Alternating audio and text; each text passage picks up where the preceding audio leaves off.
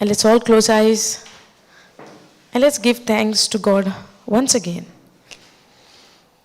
The more we give thanks to Him, it's not enough for the thing what He has done for us.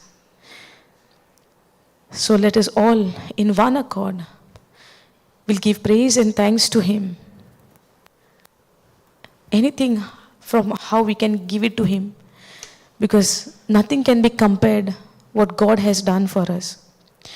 Father, we thank You as we come before You, Lord.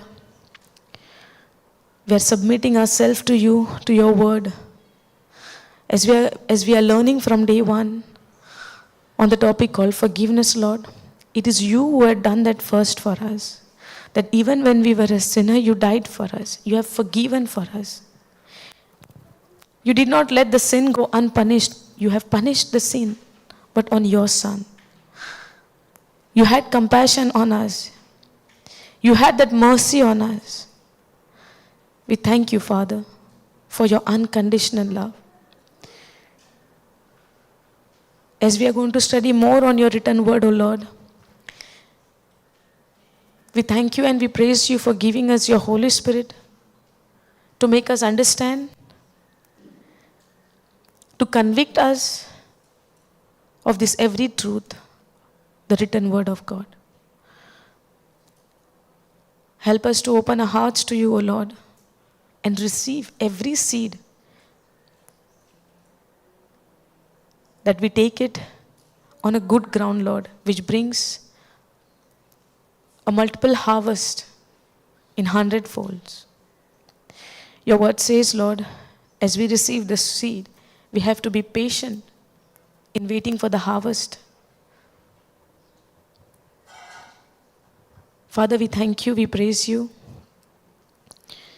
for showing us Your love through Jesus Christ. And cross is where You had shown us Your unconditional love for us. Lord, help us to go more deeper into the teaching, what happened on the cross, how Your grace You have bestowed upon us, that it is not free. It is free for us, but not for You, Lord, that You paid the price. Holy Spirit, enlighten the eyes of our understanding as we hear this word. Help us to grow more deeper and deeper into this word, that no enemy can come and deceive us or take us away from the word. Give us the understanding that no birds from the air, the Satan comes and takes away the seed.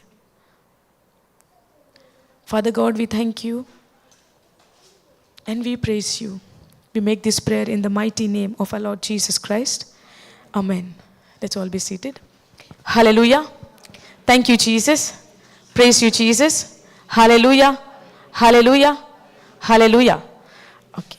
Before we start, shall we sing one hymn for Jesus and for God? Okay. Do you know that hymn, This Is My Desire? We honor You. Those who know the song, you can continue together with me. It's very easy lines. This is my desire, to honor You, Lord, with all my heart, I worship You. All I have within me, I give You praise. All that I adore is in You. Easy? Okay, let's all close eyes. Just pay attention on these words and you can sing along. This is my desire, to honor You, Lord, with all my heart, I worship You. All I have within me, I give You praise. All that I adore is in You. One more time.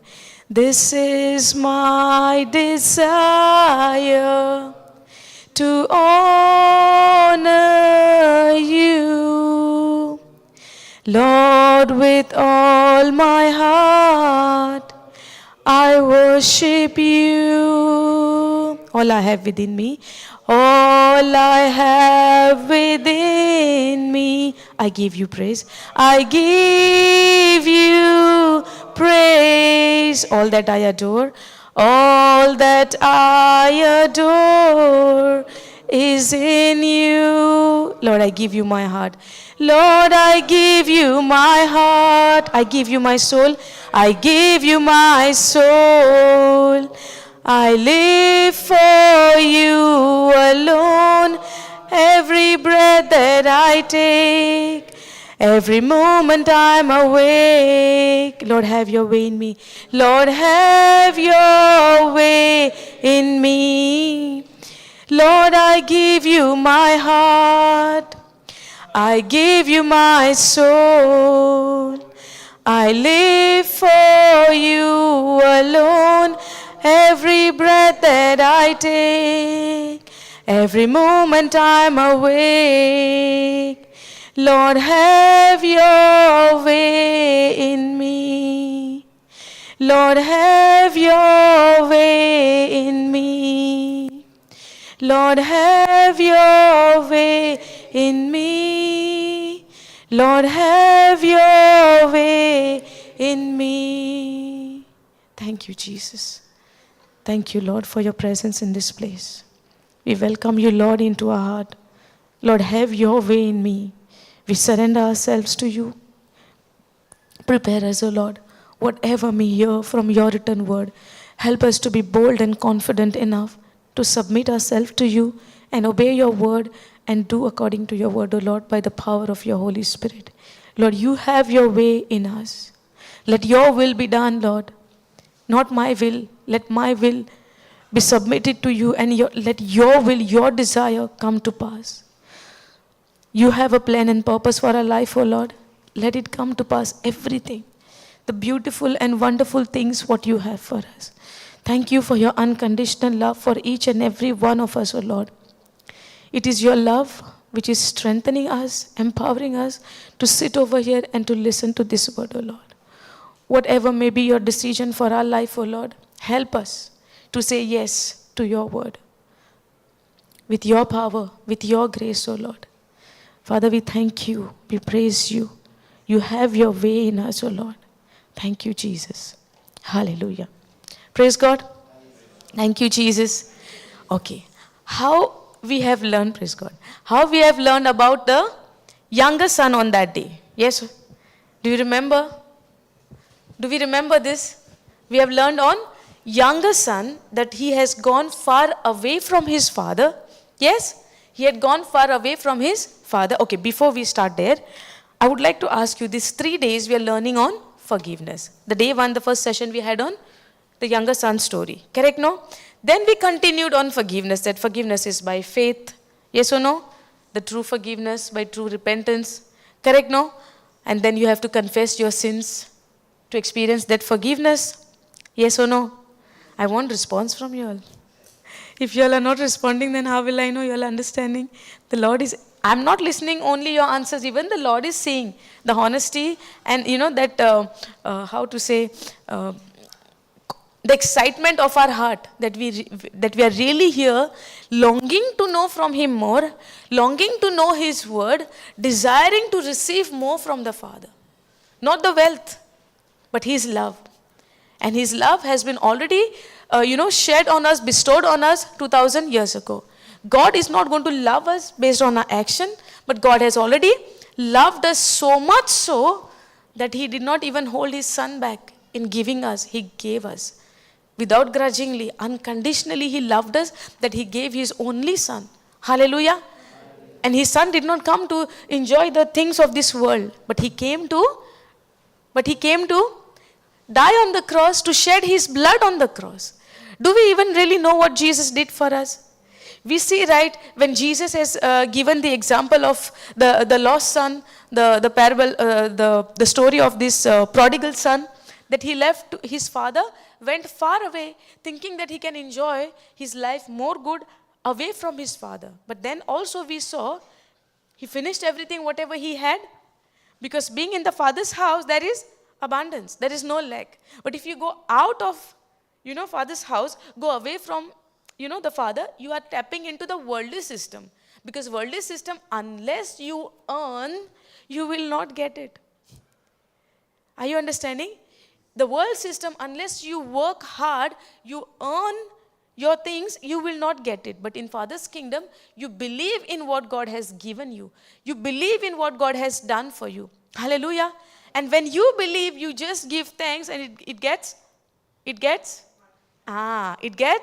multiplied. Let's not forget what Jesus did, the act. He only lifted up the 5 breads and 2 fishes, and he gave thanks. He did not even ask God to multiply this. Look at the need of these people. Because Jesus knew. He believed in his Father. Because in our Father's kingdom, there is no lack. Always it is in abundance. Hallelujah. So what I was saying is, we had a different topics on forgiveness in a different way. In a different way, in a different understanding. But in the end, we are seeing the love of the Father, and we are seeing that God's gift for you and I is forgiveness. And this forgiveness is by faith. I won't be having a physical evidence, but I'm having a written evidence, and I need to believe. As we also said that we believers, the just, the righteous shall live by faith and not by sight. Hallelujah. Thank you, Jesus. So clear, no? So all the topics we remember on forgiveness. Today we have seen the king is forgiven. A king is forgiving the servant who was supposed to give him the 1,000 talents. But then later on, what happened? When God gives us forgiveness, in that chapter, we are seeing that God has forgiven us in abundance. A very big forgiveness. But when it comes to us, we become kanjus. We become kanjus to forgive others. Giving things to others, we become kanjus, it's okay. But to forgive others, we are becoming kanjus is not good. Giving things also, you have to not be kanjus, okay? We have to give generously. Hallelujah. And not grudgingly. Thinking that, tomorrow what I'll do? How can I give? Tomorrow I need, no? No. Believe in God. When you give, it shall be given. Given how? In abundance. It will multiply and it will come to you. Hallelujah. So in forgiving others also, knowing that God has forgiven us so much so out of that 1,100 giving is not a big thing. Hallelujah. When it comes to a point when we forgive others, it is like in a 100 dinari. 100 pence, it says, right, in KJV, dinari 100. But when God gave abundance, out of that abundance, giving little it's not a big deal for us. God has done a big deal for us. Now, out of that big deal, doing a small thing for others, is it big thing? If you're having a 20-40 kg rice in your house and somebody is coming and asking you quarter kilo rice, will you not give? Will you say, no, I don't have? If you're having half kg and for 2 days you have to manage with that half kg. Now, somebody is coming and asking you quarter kilo, will you give? You have to manage for 3-4 days. You have to manage for 3-4 days. Listen first carefully. You have to manage for 3-4 days your food, because till 4 days you are not going to get rice. And somebody is coming and asking quarter. If I give quarter, how much it will remain? From half if you give quarter, how much it will remain? Quarter, no. But you have to manage more 3-4 days. So what will happen? Will you give? What will you do? What condition, situation you're putting us, sister? Very simple calculation. No, I'm not giving you 40 kg calculation. Out of 40, if you give 35 and a half, and what will remain in quarter? No, very simple. Half kg you have rice. 3-4 days you have to manage with that half kg. And now somebody is knocking your door and asking quarter. Will you give? Tricky question. Kanjusi comes now. Then, what you will do?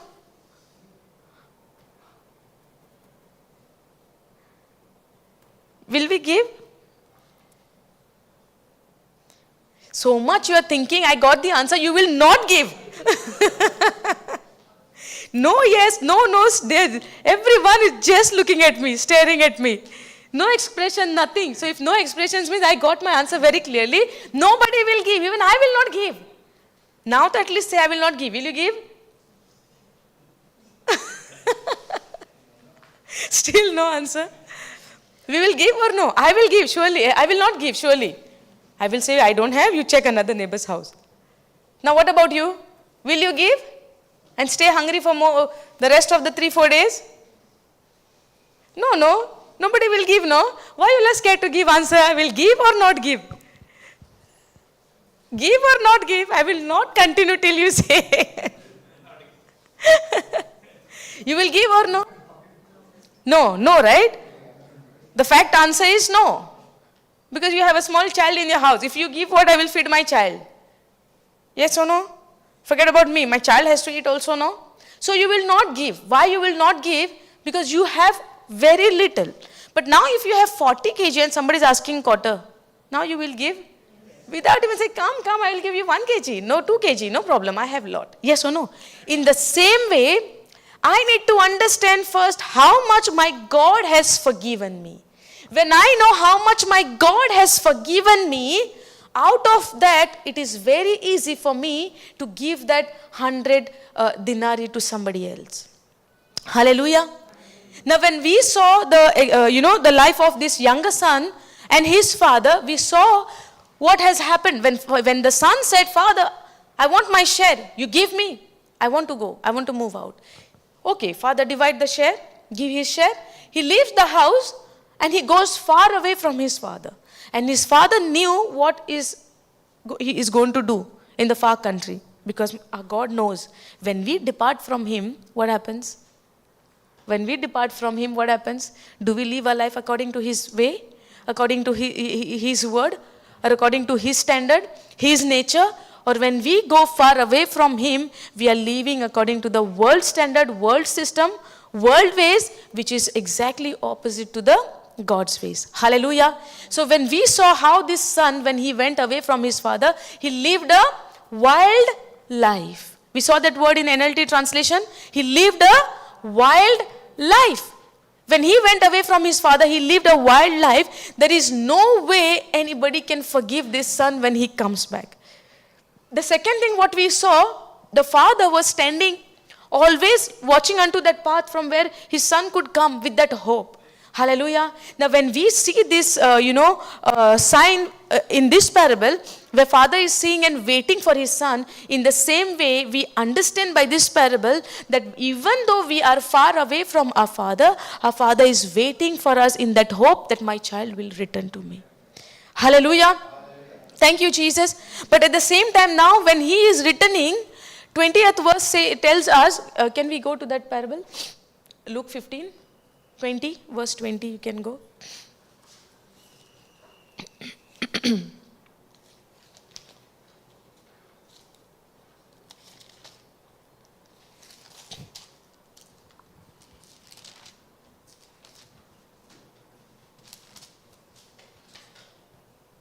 Yeah.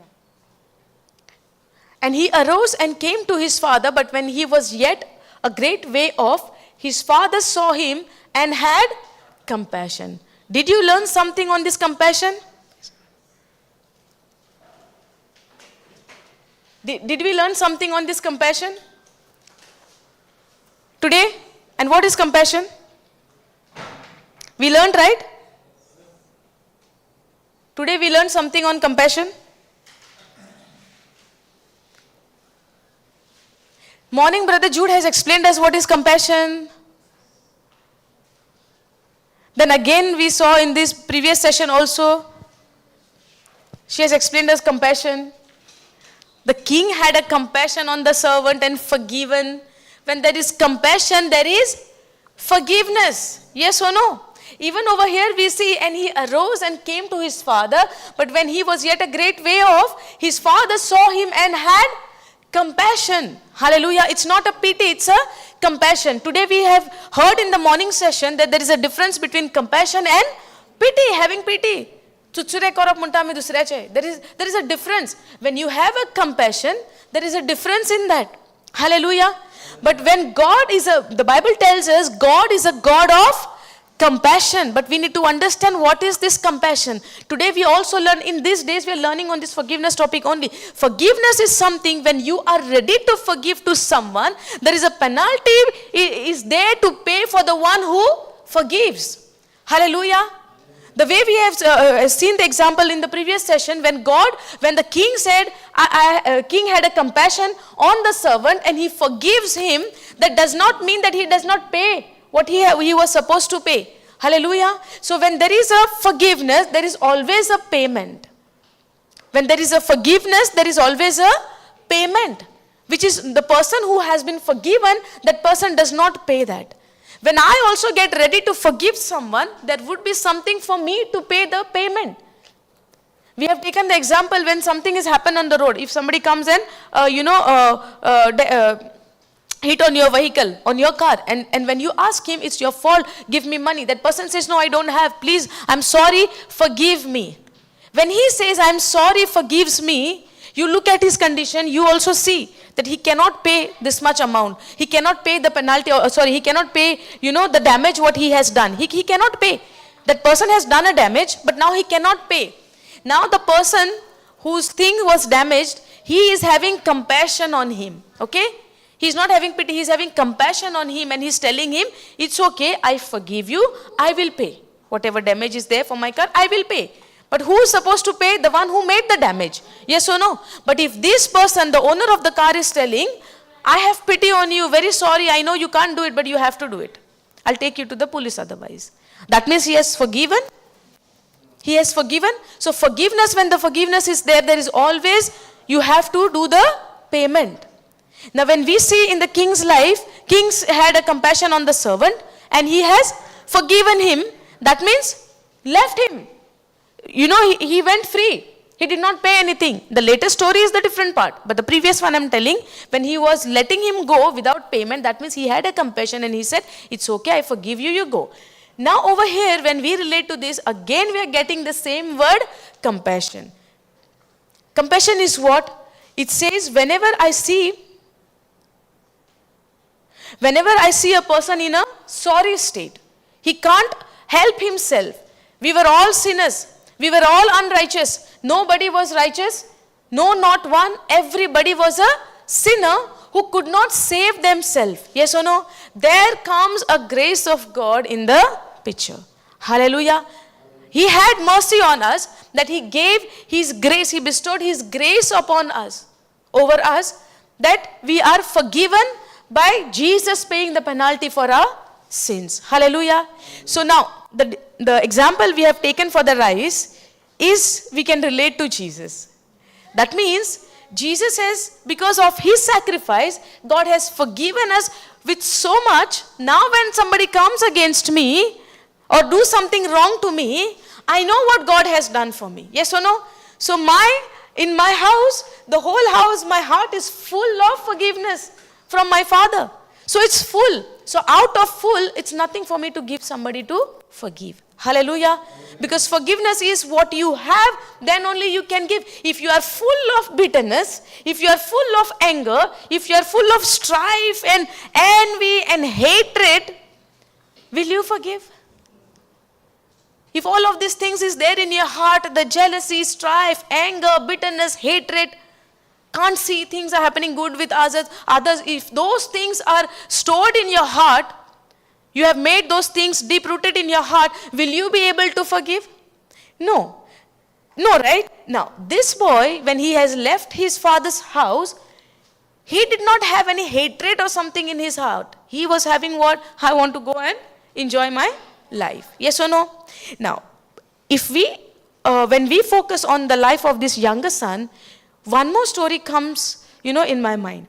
There was a Pharisee in the temple praying to God and, telling God, I did this, I did that. And one sinner outside, behind him, is saying, have mercy on me. I'm not worthy even to lift up my eyes to you. Yes or no? And Jesus said, the person who has gone forgiven is that tax collector, that publican, and not the Pharisee. Yes or no? That means what? He admit that he is a sinner. I'm not worthy before you because I have sinned against you. And there is one more person who is counting his all good works. Hallelujah. But when this sinner who has repented and come back to his father's house, the father saw him coming back and father moved with compassion. He had compassion and ran and fell on his neck and kissed him.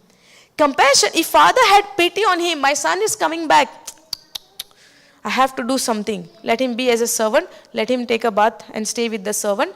At least he can eat the food what we give to servant. But no coming back in my house. You know why? Because he has spoiled all his share. He has spoiled wasted everything in the city. He has wasted everything with his,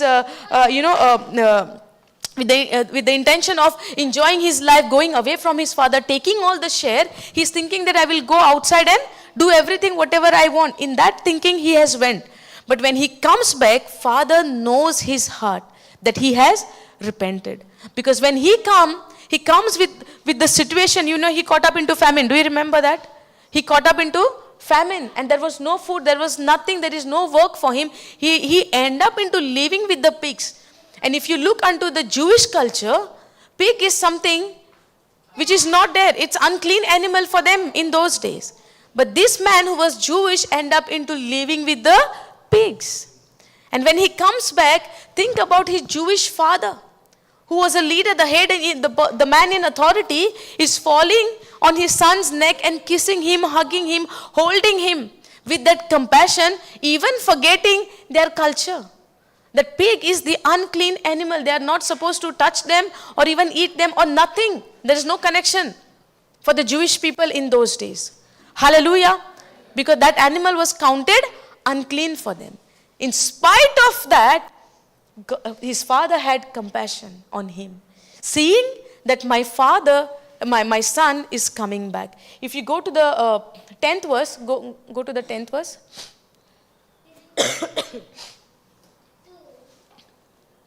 Okay. Can you read, all of you?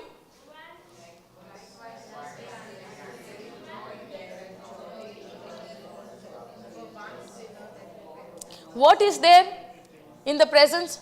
In the presence of God? Angels of God. What is there? What is there? When a sinner comes back to his father's house, what is there? Say loudly. When a righteous comes, there is joy, or when the sinner comes back, there is joy?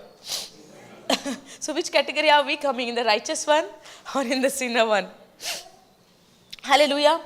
Likewise, I say unto you, there is joy in the presence of the angels of God. Even the angels rejoices over one sinner that repented. When there is repentance, there is an action.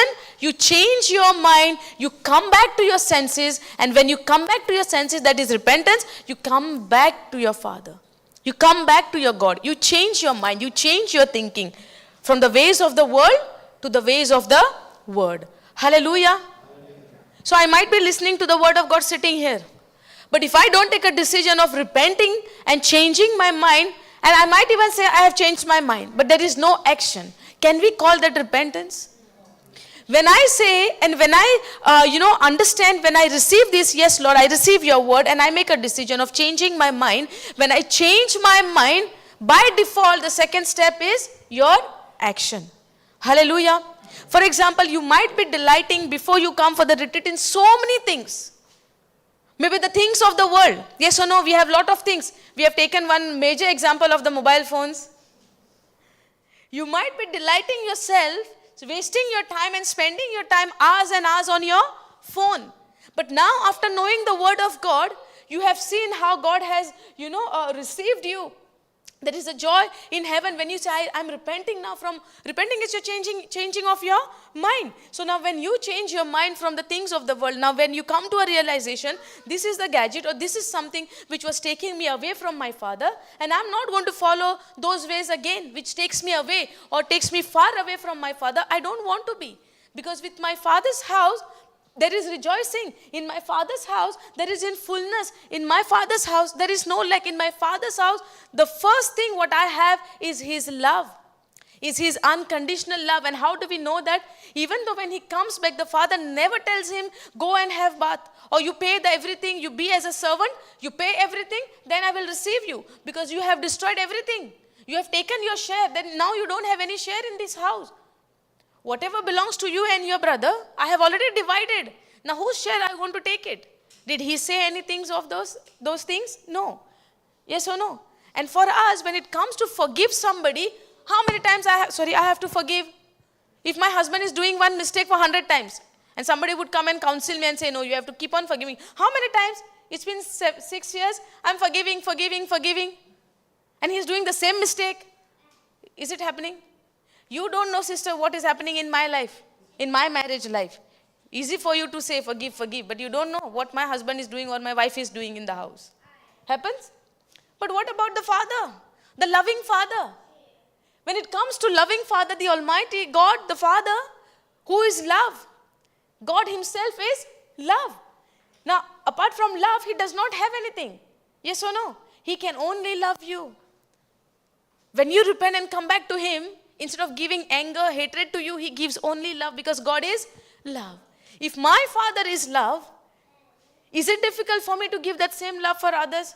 But if I want to give it to others, I need to understand the love of the Father for me first. I need to know that my account is full of love. My account is full of forgiveness, which my Father has made it full. When I know my account is full, which my Father has made it full, when I repented, now it is easy for me, or now it is effortless for me to love the person who have hated me or might have done something wrong to me. Hallelujah. Thank you, Jesus. Now, you all have kept all your work aside and you all have decided to come here. Anybody wants to go from here empty-handed? Anybody wants to go from here without receiving anything? Anybody wants to make this retreat as a time pass and go? Or we really want to receive what God has in restore for us? Hallelujah. If we just come and just go, it will benefit nothing. We might come every month, every year, or maybe rest of our life, and will not receive anything. The everyday journey and the struggle for you and I is to forgive others, to let go the mistakes of others. If we become little uncomfortable with someone, we would say, I want to stay away from that person. Yes or no? You might even think of, oh, whatever she says, it offends me, so I will skip her teachings. Hallelujah. Some understood, some did not understood what I said. Hallelujah. Thank you, Jesus. The word of God should offend us, actually, that I will understand. This word has to pierce my heart. It has to be like a pinch to me, the word of God. Then only I can say, yeah, it's making an effect on me. And that will happen only when you pay attention and receive it on a good soil and not on the pathway with no understanding. It will become, the seeds are falling on a good soil is only when I pay attention to the word of God and allow the word of God to go deep into my heart, to penetrate deep into my heart, so that it will sprout and bring a multiple harvest in 100 folds. Praise God. Now, go back to the 20th verse. Okay, so he had compassion and ran and fell on his neck and kissed him. And the son said unto him, Father, I have sinned against heaven and in thy sight. Now, we have already finished this. Go down.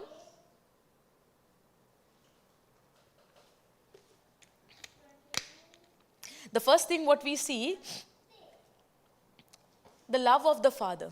How do we know the love of the Father? That Father did not allow him to speak anything. Before he says something, he is running towards his son. Today also you might have a big list of your sins. But when you repent, when you come to your senses and you realize that what I'm doing is wrong, unless I realize what I did is wrong, what I'm doing is wrong, what I'm thinking is wrong, there is no changes I can expect in my life. If I stay, and we are going to learn on that second son, when we understand the difference between the first and the second, we will understand more about the love of God. And it's more about how sometimes when we boast in our love for him, without understanding his love, we are boasting our love for him. We are boasting on our works. We are boasting on our self-righteousness. We are boasting on our ability. We are boasting on our strength. That I am good. I don't need anybody's help. And I don't need anyone to explain to me or to teach me. Whatever I do is perfect. But not realizing this falls in the category of pride. Hallelujah. And God resists the proud and gives grace only to the humble. We saw that scripture, right? 1 Peter 5:5. God resists the proud and give grace to the humble.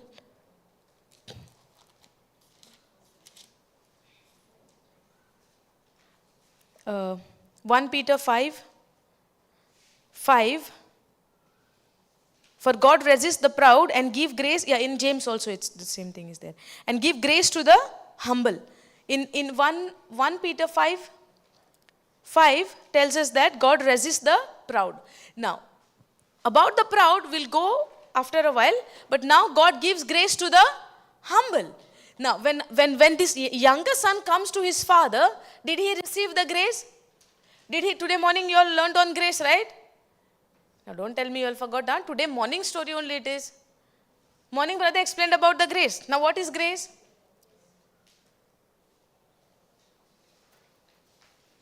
What is grace? God's willingness to use His power, ability. He gives His loving, kindness, power, ability, everything for us, even though we don't deserve it. Yes? Now this boy, does he deserve forgiveness in what he has done? Did he deserve any forgiveness for what he has done? First thing what he has done is he has considered and he has thought, if my father would have died, better for me. You know why? Because only the father dies, then only the property can be divided according to their culture in those days. Yes? Now first thing he was thinking what? In that way, if my father would have died, I would have got everything. But still he is asking, you give my property. Thinking in his mind what? Better you die. Doesn't matter for me. Second thing he said, you give what I want, my share, you give it to me, I will go and do whatever I want to do. And he did everything. He enjoyed his life. And when he comes back, he comes as a sinner. He comes before his father as a sinner. He says the word, before even he comes back, I will go to my father and I will say 1, 2, 3, 4, or this word, that I have sinned against you and heaven. So, I know I'm no longer worthy to be called as your son, so I can be your servant. Hallelujah. Now in this mindset he is coming. But at the same time we see father receive him with love and compassion. He showed his compassion, he ran towards him, he fell on his neck, he kissed him, he hugged him. We don't know how long he stayed that way only. We don't know, how long he remained hugging his, son. We don't know how long he remained in that position, in that posture. We don't know. But I believe he might have remained for a very longer time, because for a very long time, the son was not at home. Hallelujah. He was lost, he was dead. And now the father is saying, my son was dead, but now he is alive. He was lost, and now he is found. Why father is saying all of these things? Out of his grace, he has forgiven him and he has loved him. Hallelujah. So no matter how much wrong we have done, but if we come to the Father with a humble heart, believing that God has forgiven me by what Jesus has done, by believing that, God will never, remain without forgiving us. Because God gives grace to the humble and he resists the proud. Now this younger son received the grace of God. Hallelujah. The younger son received the grace of God. If we go to Psalms 103,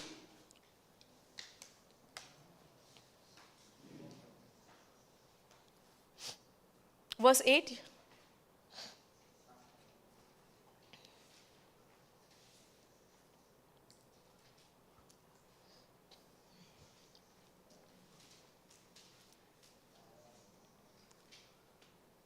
Verse 8.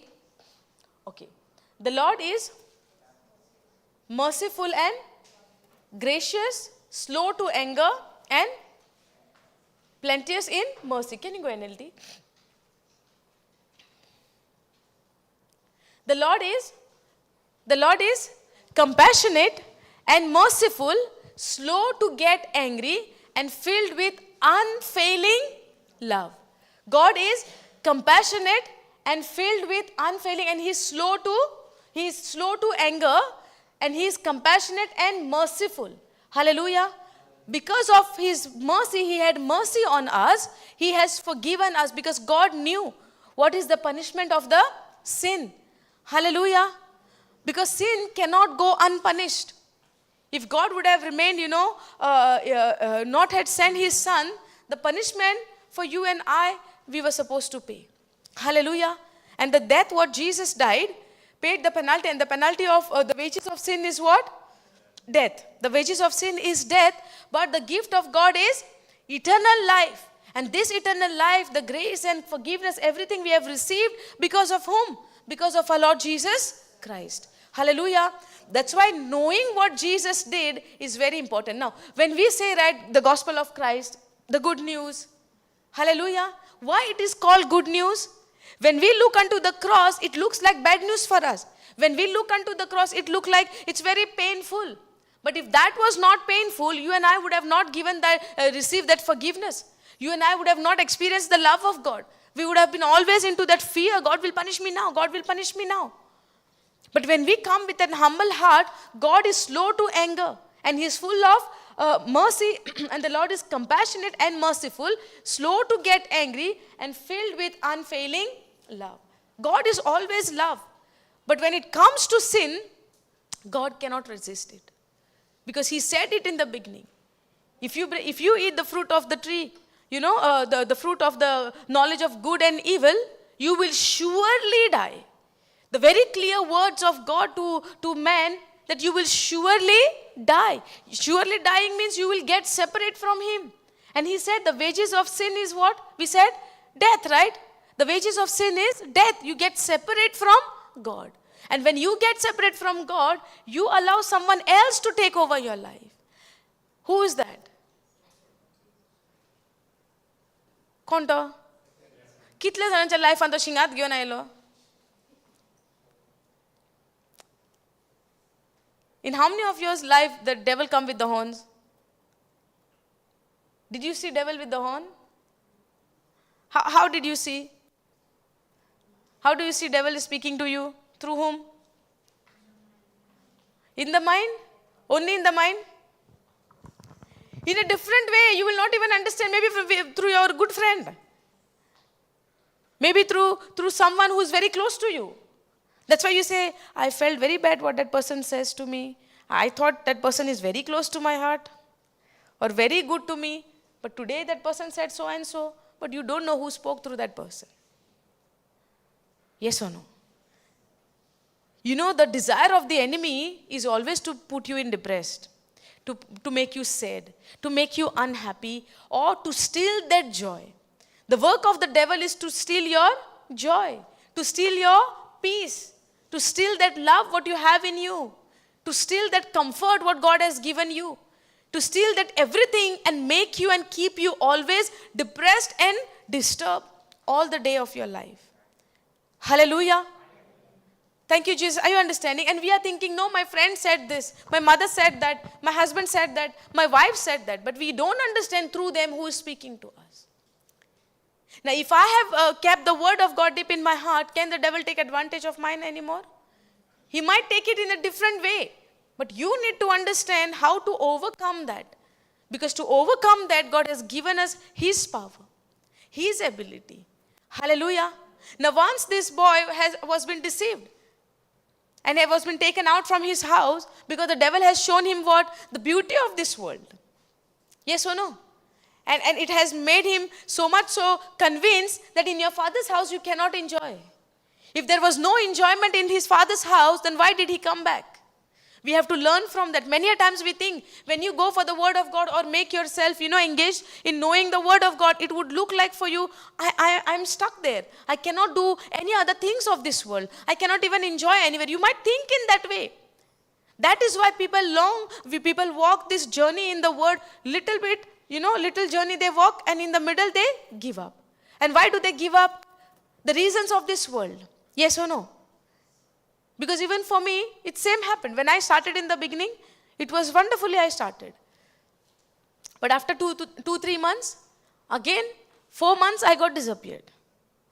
And the only reason I got disappeared is weddings and this and that, going here, going there, moving around. I thought that, okay, word I know, no. I heard the word of God for 3-4 months. So it's there in me. So no problem if I enjoy in the world also. So I started now. I'm not against the weddings. Please, don't misunderstand. I'm not telling anyone don't go for weddings. I'm not telling. I'm giving only my example, what happened to me. Okay? Now you might be thinking that, oh, she's telling us not to go for wedding. And when you go and tell your family, they will say, don't go next time if they are telling like this.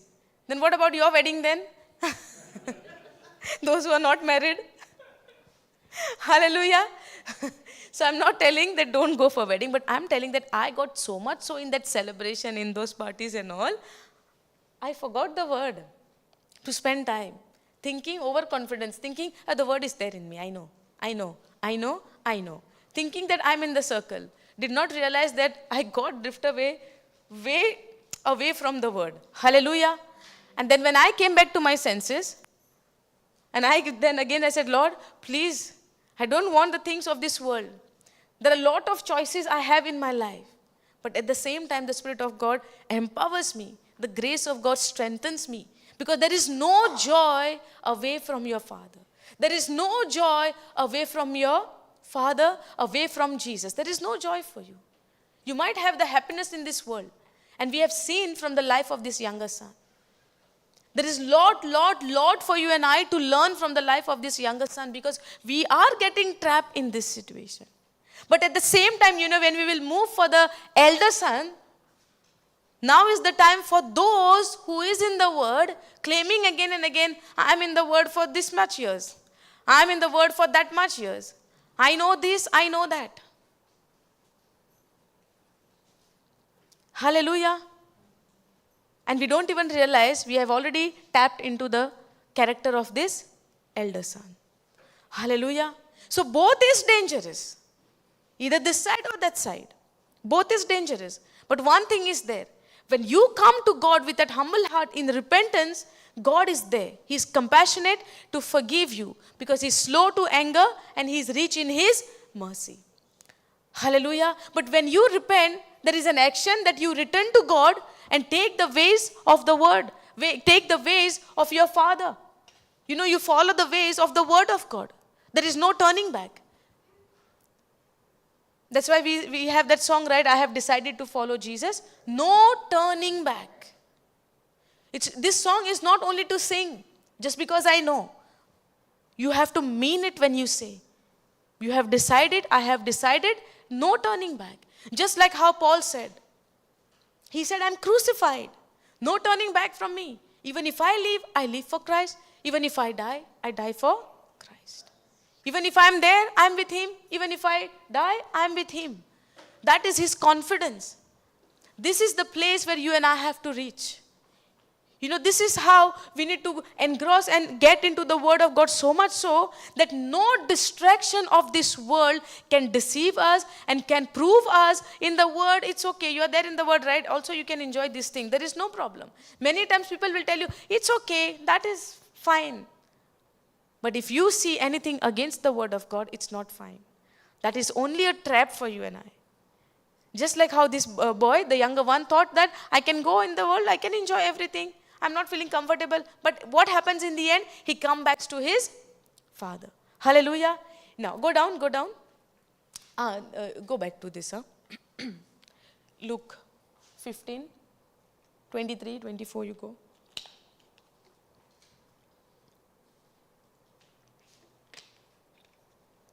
Go down.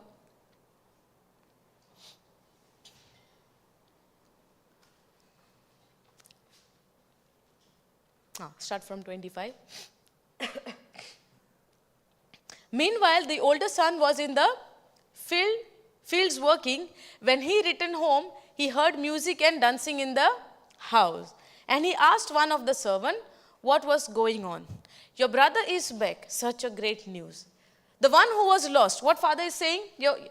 He was lost. Go 24 ending. He was lost, but now he is found. So the party begins. The younger son was lost.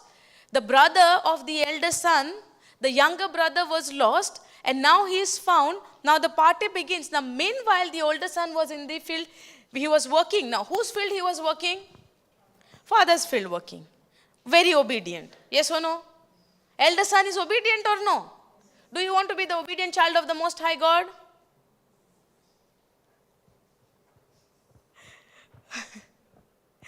Do you want to be obedient to the Most High God, to His word. Now the elder son is very obedient, yes or no? Just like you and I. Or younger son we are. Who we are? The obedient? Are you obedient child? No? That means you are the younger son, huh? So are we obedient to the word of God? Elder son is also obedient to his father. That's why he is in the field. Yes or no? If he was not obedient, what he would have said? I'm not going to the field. Please don't tell me. Let me rest. Tell the servants to go and work. Yes or no? Okay, but he says, meanwhile the older son was in the field. What he was doing? Working, no. What is the sign of working? Good job or bad job? Are you all working? So is it good or bad? So the elder son is also working. Are you helping your parents? Working with your parents? Yes. That means it's a good job. Correct, no? Why you all are scared? Why you all are scared? I'm nicely putting all of you in a trap. Now you all are laughing, no? Working is good job. All of you all agreed, right? Working, a good job. Working with your father's field, in your father's field is more good job. You're not working in neighbor's field or somebody else's field, in your father's field. Yes or no? Good job? 2 thumbs up? 1 thumbs up? He's working. The big thumbs up? Father's field working. Father's field working means what? Helping father. Yes or no? It's a very good thing. Now, meanwhile, the older son was in the field working, and the younger son, what did he do? He spent everything. Now he's become very lachar, and he's come back home. Yes or no? Now, what father should have said? You have come back spending everything. Go in the field and work with your elder brother. Yes or no? And whatever you have spent, earn it back and come back to me. Hallelujah. Okay. Now, when he returned home, he heard music and dancing in the house. Now, when there is music and dancing, what happens to your leg? Or maybe your shoulder? When you listen to the music, what happens? Even though you don't want to dance, तुमचे shoulder moves आहे ना? हाँ, बे थोड्यांचे झाले फाटल्यान.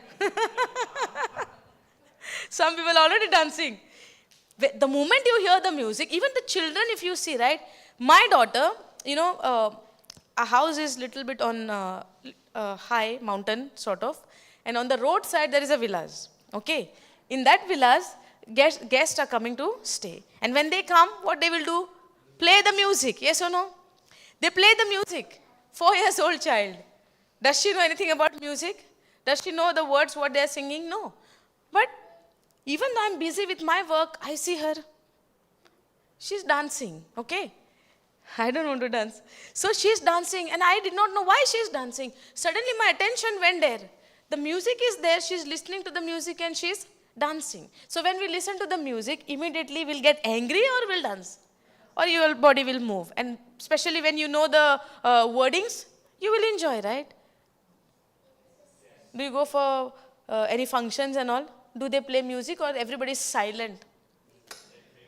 And they play music. You also may be playing music in your house. Maybe godly music, any music. Yes or no? So when it comes to music, you will dance. If we play some worship song, you will not dance?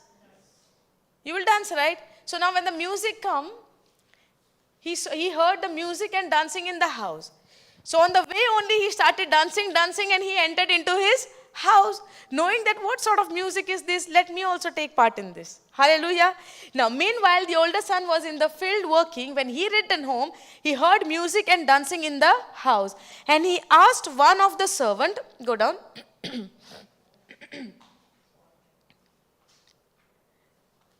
He asked, what is this music about? Your brother is back. Your brother is back, he was told. And your father has killed the fattened calf. This fattened calf, you know what is the meaning? It's a joy. It's for celebration. Celebrating the joy. In those days, they were keeping, keeping the cows or, the lamb also. And they were fattening them on the special occasions to cut them. But now father is finding such a wonderful occasion that my son is back. There is a rejoice in heaven over one man's repentance. Hallelujah. When one single person repents, there is a joy in the kingdom of God. Hallelujah. So when this son who comes back to his father's house, father is rejoicing because my son who was lost, my son who was dead. And today he calls you and I, my son, my daughter, no matter you were lost or you were dead, but today you come back to me. I'm waiting for you so that I can rejoice for you when you repent and you come back to me. Hallelujah.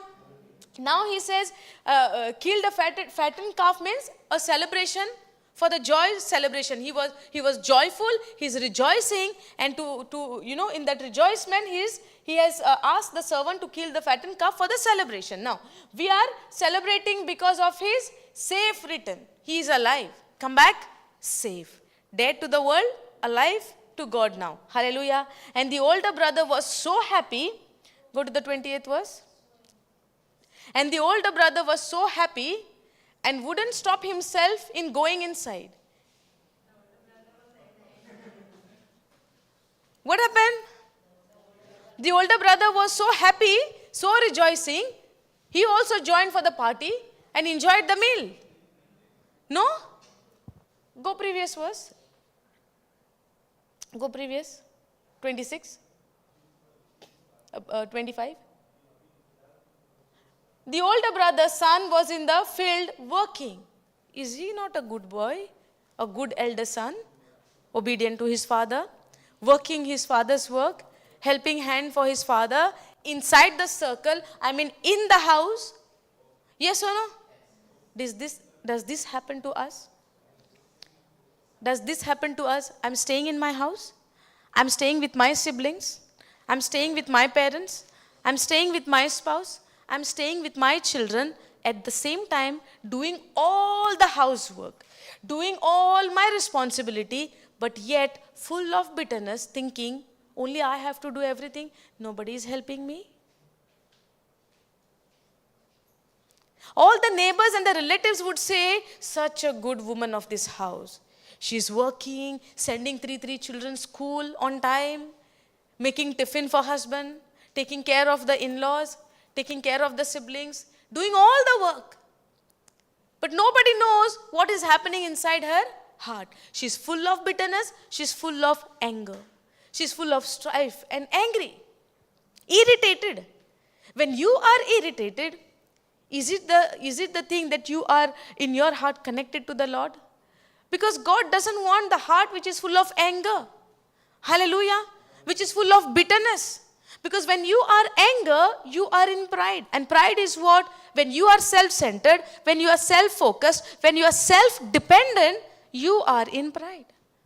Now this is the godly ways I'm saying, okay? There is also the other kind of pride when somebody is, in a position, he shows the show of his wealth to others who does not have, and he is operating in pride. We are not talking about that. We are talking about the biblical side. A pride person is a person who is self-centered, self-dependent, self-focused. Now, if this woman or if this person who is in the house, working everything, the whole family is praising her that she is doing everything, but at the same time, in her heart, she is very painful. She is very bitter. She is very angry. She is very grumbling and complaining in her heart. God does not like the person who grumbles and complains, even outside or even in your heart. Now this person, a younger son, meanwhile the older son was in the field working. Now when he returned, he heard the music and everything. He asked one of the fellow and he said, your brother is returned. Now when the brother is returned, how the father felt he was in compassion, ran towards his son, hugged him, kissed him. How much would this brother should have been done? Hallelujah. Now, the thing what we are seeing here, there is unforgiveness. He could not forgive his brother. Unforgiveness is what? He's not ready to pay the forgiveness in accepting his brother. Hallelujah. What is the payment? Even though he has done wrong, if he wants to forgive him, he has to forget what he has done. Hallelujah. But what is he doing? Can we go to the next? The older brother was angry. 28. Now, the older brother was angry and wouldn't go in. His father came out and begged him, He was so much so opposing not to enter, and he was in so much so anger that father has to literally come and beg to him. But he replied, all these years, circle this in your Bible. I. All these years, what is pride? I. How that, Lucifer, become evil? When he put himself first, when he tried to be on the place of God. Hallelujah. When he put this word, I want to be on that throne, God threw him down. Hallelujah.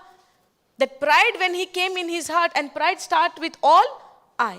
He says, I have, slaved for you and never once refused to do a single thing you told me to do. I have slaved you or served you and never even once I have refused. When somebody is obedient, did I ask the question, obedience? How many of us we are obedient to the word of God? We can be obedient to the word of God, but at the same time we might boast, I am obedient. I am doing this. I am behaving in this way. I am correct. I am a righteous. They are a sinner. Now what he's trying to do, I am righteous and my brother is a sinner. But when my brother is a sinner, how can you accept him? Hallelujah. And now he is complaining.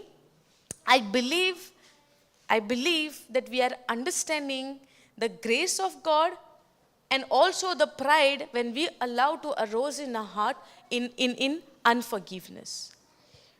We cannot say we do not understand what is the meaning of forgiveness in this example. We have to find those things, by the grace of God, that this teaches me what is forgiveness. Now, father is ready to forgive that sinner, but this elder brother is not ready to forgive his father as well as his brother. Hallelujah. When I have an holding an unforgiveness towards somebody, I will make sure that I will speak all the wrong thing about that person. When there is a forgiveness, you are not speaking anything bad about that person anymore. You might say with your words, I have forgiven, but at the same time, you are again and again counting on what that person has done. That means the forgiveness is done. We can tell to ourselves, we can ask to ourselves, if I have anyone in my life who has done something wrong to me, and I say, because of the grace of God, God has forgiven me, I am ready to forgive that person. But yet, at the next moment, if I find somebody else, I am telling the mistake of that person. That person has done this is for me. But by the grace of God, I have forgiven that person. No. You will not count the mistake on that person anymore. You will forget it. Because God says, I remember your sin no more. Then why do I remember the sin and the wrongdoing what the person has done to me? Today we have taken the scripture, Ephesians 5:1. We have to be the imitators of Christ.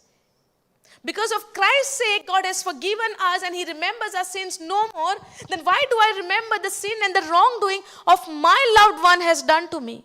And stayed in that bitterness for years and years. Hallelujah. My marriage was about to get end 3 years before. Because of this bitterness. Because of the anger. Because of self-righteousness. Thinking that I am correct, he is wrong. It was about to get end. But praise be to God for his word, for his truth. And the grace of God which empowered me, to overcome. In the right time the word came in my life. Hallelujah. So if we are holding, that anger or that unforgiveness from anyone, it will always lead us to destruction. And unforgiveness is nothing but pride. The elder son is full of pride, thinking that I have slaved you, means served you, and never ever refused you. Hallelujah. Sometimes we say, because of God, he has forgiven me, I'm ready to forgive and I'm ready to obey everything, but at the same time, confessing that same thing again and again and boasting for what a greatness I'm doing. John the Baptist said, let him be increased and I be decreased. But in our life, in a whole day, 24/7, to whom we are increasing and to whom we are decreasing. To whom we are lifting up and to whom we are putting down.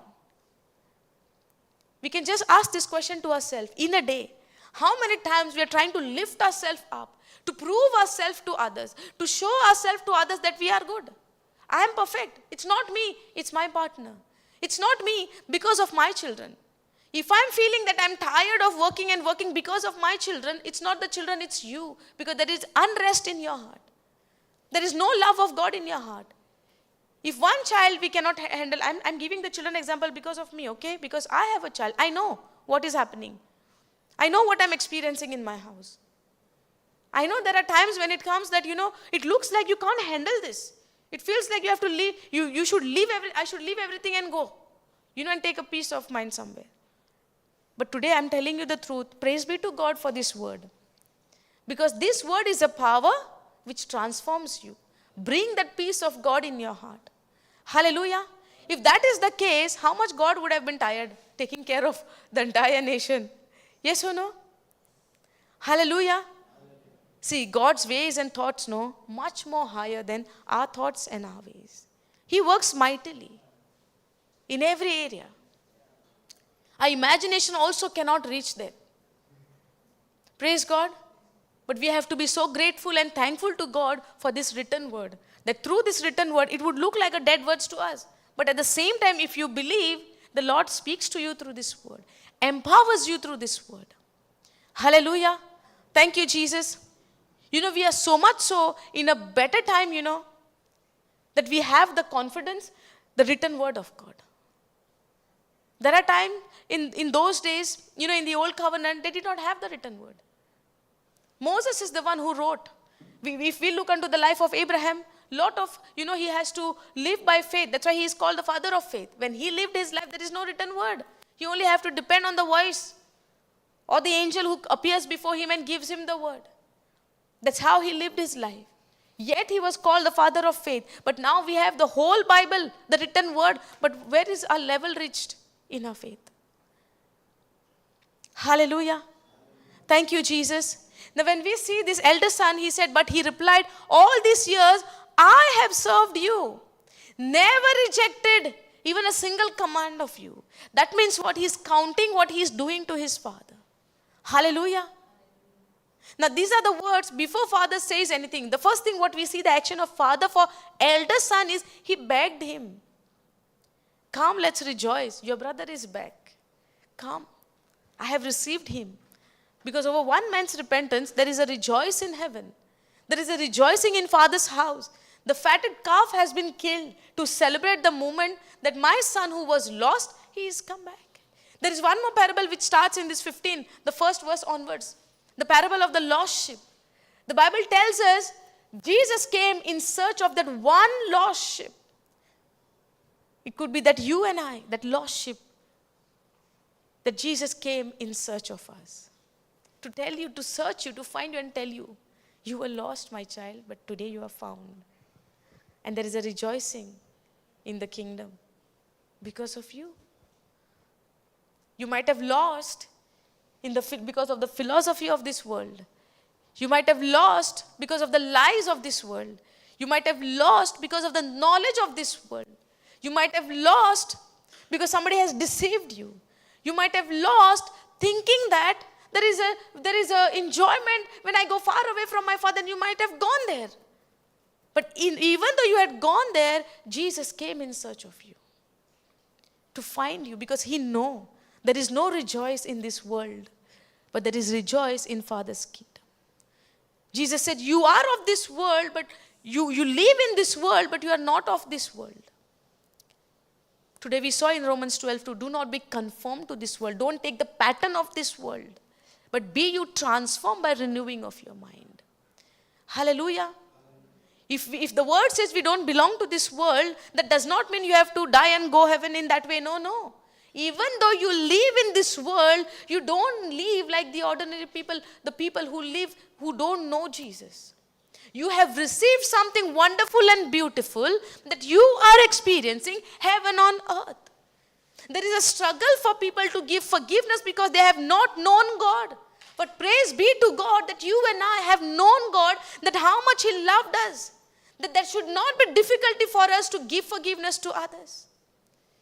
We might have come here in learning how to give forgiveness to the people who comes against me. For that, first I need to know how much God has forgiven me. That is the reason we have dived into this topic. That we should know how much He is forgiving that a younger son as well as the elder son. He is ready. But are we willing to receive that forgiveness? That is a question. We don't know in the end what happened to the elder son. But at the same time, we know that younger son has been forgiven because he had come to his father with that humble heart, with that repentance. Hallelujah. When there is a true repentance, 100% there is true forgiveness. Confirmed, because God is a God of compassion. He is slow to anger, rich in His mercy. And because of His mercy, He has given us His grace. And because of His grace, we are forgiven. Because whatever, penalty and the charges were there against us, it has been nailed it to the cross. Hallelujah. Thank you, Jesus. So we don't even want the category of the younger son as well as the elder son. But if we are in the category of the younger son, do not be sad, but be rejoiced, because God received the one who comes to Him in a repentant heart. And we have seen the evidence.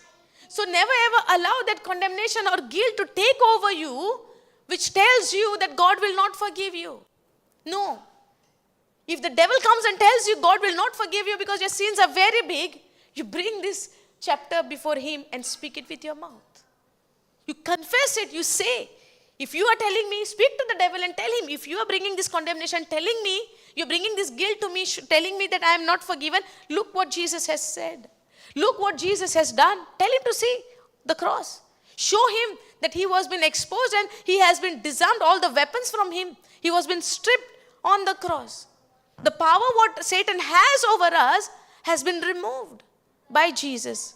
Not just like that. The Bible tells He has stripped all the powers from him. There was a time devil has authority over us because we were born of the sinful nature. But today when you receive Jesus your Savior, He has no power over you without your permission. Always remember. Nobody can say devil is tormenting. Many a times we say, right? Soita nelo nadung. Common statement we give, right? Soita nelo nadung. Devil came to deceive me. Devil cannot take any charge over you unless you agree with his lies. He will bring you the lie, but you have to be pretty much sure by knowing the truth that this is lie. Hallelujah. Thank you, Jesus. You have to know that this is lie. But if there is truth in you, you can discern the lie. If there is no truth in me, I will fall for the lie. Praise God. Thank you, Jesus. Are you understanding? So now when this younger son came back to his father, immediately father received him, did not even allow him to earn his salvation. Why do we say that?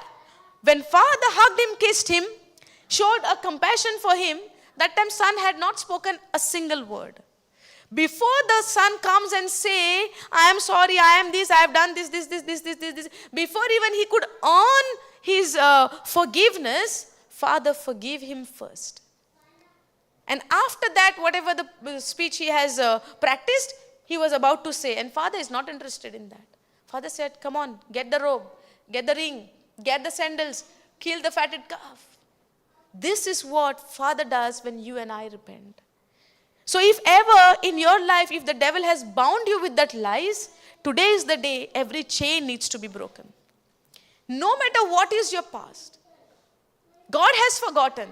Have you forgotten? Did you allow yourself to forget your past? You will forget your past only when you understand what God has done for you. But if your past is holding you, it is you who is responsible for that. But because the word is speaking to you, I have done it, it is finished. I remember your sin no more. You also don't remember what you have done in the past, but come with an humble heart as a child to me. And I am here with my arms wide open to let it go and to, I have wiped it away with my son's precious blood. There is nothing greater than the precious blood of Jesus Christ. There is nothing greater. Hallelujah. Devil torments when you speak the blood of Jesus. We will not see with our physical eyes, but you practice in your life and you see. If there is any movement or things what is happening in your life tormenting you again and again, same thought is tormenting you, speak the blood of Jesus over you. Because blood of Jesus is something has forgiven us from all of our sins. Hallelujah. Thank you, Jesus. Praise you, Jesus. Hallelujah. Are you understanding this? So let the chains be gone now, be broken now in the name of Jesus. Whatever maybe that past is holding you, because many times we are stuck and bound into our past. Not just we. The people who knows your past, they also trap you with that same past. But you are a new creature in Christ Jesus. All things are passed away. All things are become new. Everything is become new for you. Are you ready to receive this? If you believe, you receive it. If you doubt, you will not get it. Because grace is been taken. You are saved by grace through faith. So even forgiveness is by faith. Even though I don't see the precious blood of Jesus Christ, because it is written in the word of God, I believe it and I receive it. Yes, Lord, I am forgiven. So if ever the guilt is coming and tormenting me on anything or over anything, I speak the blood of Jesus is upon me. I seal myself and my whole family with the precious blood of Jesus Christ. Because devil knows very well what has happened during the time of cross. The only one who do not know is you and I. That's why he takes advantage. It's very easy, to deceive someone if that person doesn't know. If a person is asking you for address, okay? If somebody is asking you for address and you know the address, the person who's asking doesn't know. And he's asking how to go to Ponda Retreat Center. Somebody is asking you, for example, in Panjim, how to go Ponda FIJCM Retreat Center. And you know the place, but you are telling him what? You have to take the Mapsa bus. You have to get down in, let's say, Panjim, you take Mapsa bus, get down in Mapsa, take the Kalangut bus and go. Where the bus will reach? Does the person knows? The person can follow, right, the direction? The person will follow the direction. Why? Because the person doesn't know the correct address.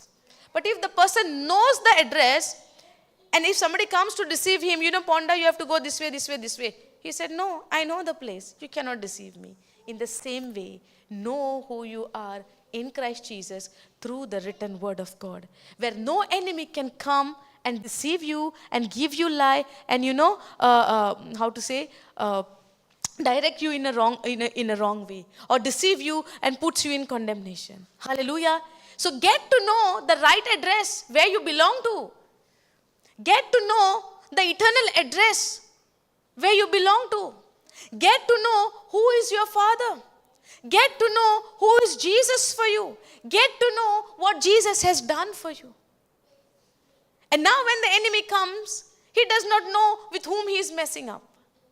Because when you open your mouth, the word of your testimony will destroy every lie of the devil.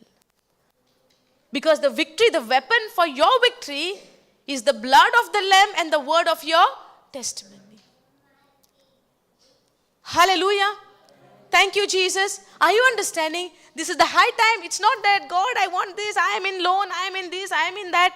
Everything has been taken care. But get to know what God has given you. Some people would never like, because every time when I say, I don't give the worldly things, you will get this, you will get that.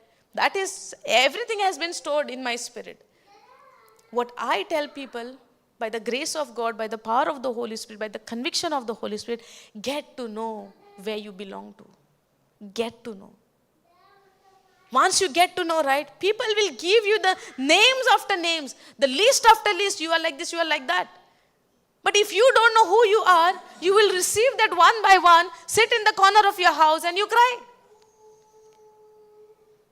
That is how he is beating you up, the devil. We are thinking the person who is hurting me. It is the devil through this person who is hurting you, questioning your identity. And when you don't know your identity, you sit in the corner and you cry.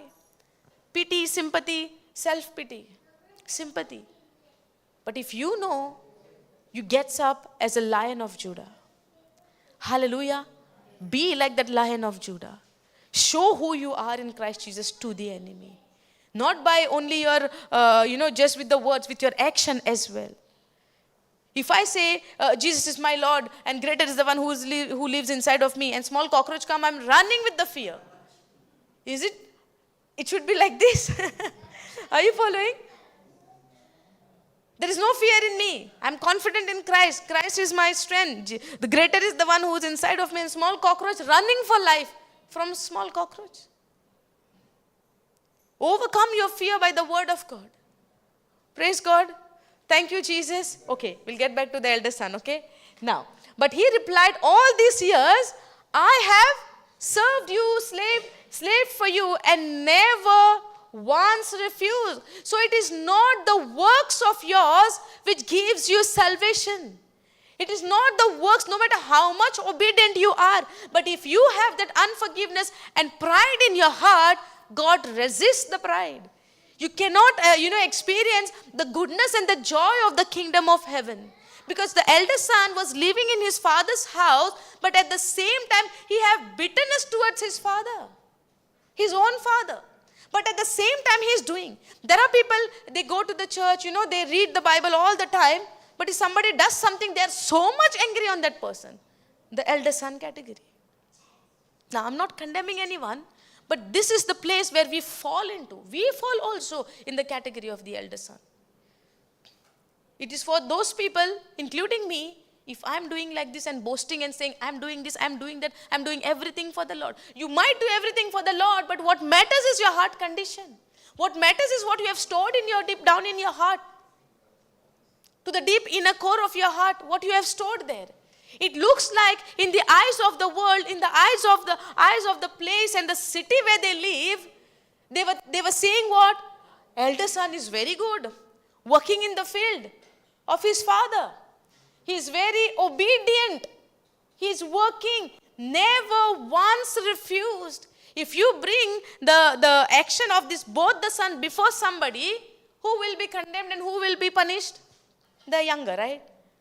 Yes or no? The elder will be put on the high throne. Why? Never said no. Always worked. Always obedient. Never ever refused to do a single thing you told me to do. There are times we get into the word of God, immediately we go into pride. One retreat we are doing, going home and showing that attitude, I know everything you don't know. And I am the victim of that once. The only reason I can boldly say everything because I went through that all of this journey. Because I went home, when I received the word for the first time, I became boss of them in the house. And I said, this is wrong, that is wrong. In this scripture it's written like this, that scripture it is written like that. But that's not how you give the love of God or the word to others. Because as I began to learn, God showed me a lot of things. Do we remember the place where Samaritan woman had come to the well? She was a sinner, right? How many husbands she had? 5. And the 6th one with whom she was living was not even her husband. Is it not the sin in the eyes of the Lord? The person who lived in adultery was supposed to stone to death according to the Jewish law, according to the Moses law. Yes or no? Am I saying something which is not from the Bible? So you all need to respond, huh?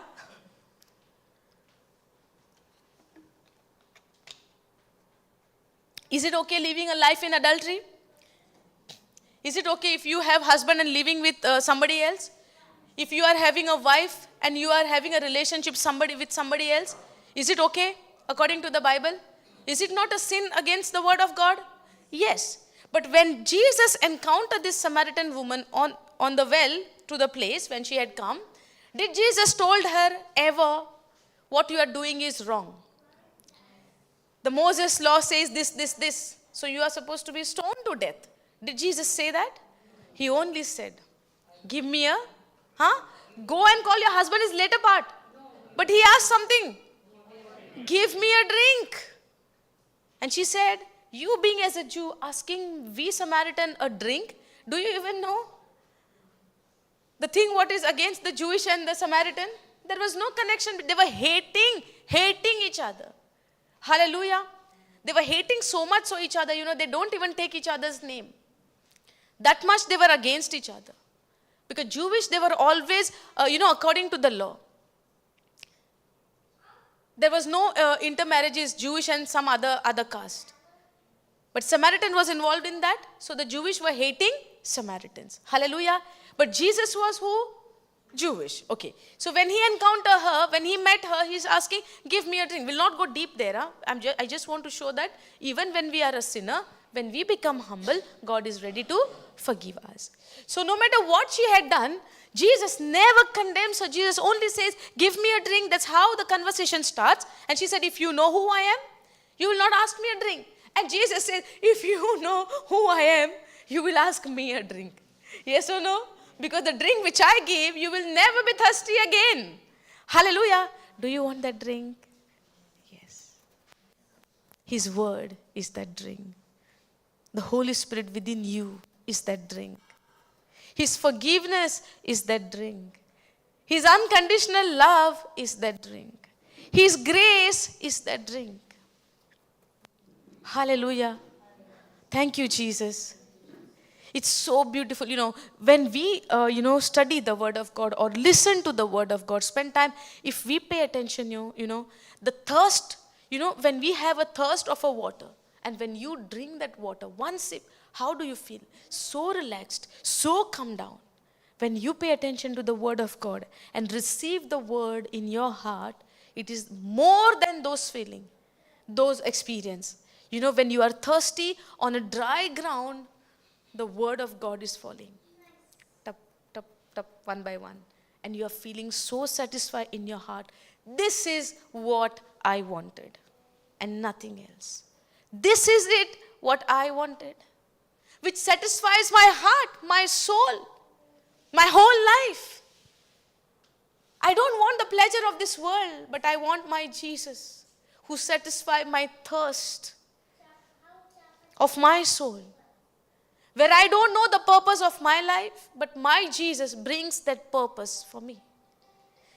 The world might have rejected me, thrown me. Even this younger son might have friends over that place where he had gone. But when the money finished, everything is finished. That's where he become hungry. And he says, I will go to my father.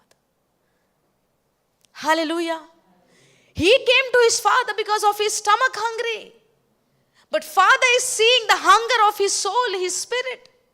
Where Father is ready to feed him and to fulfill that thirst.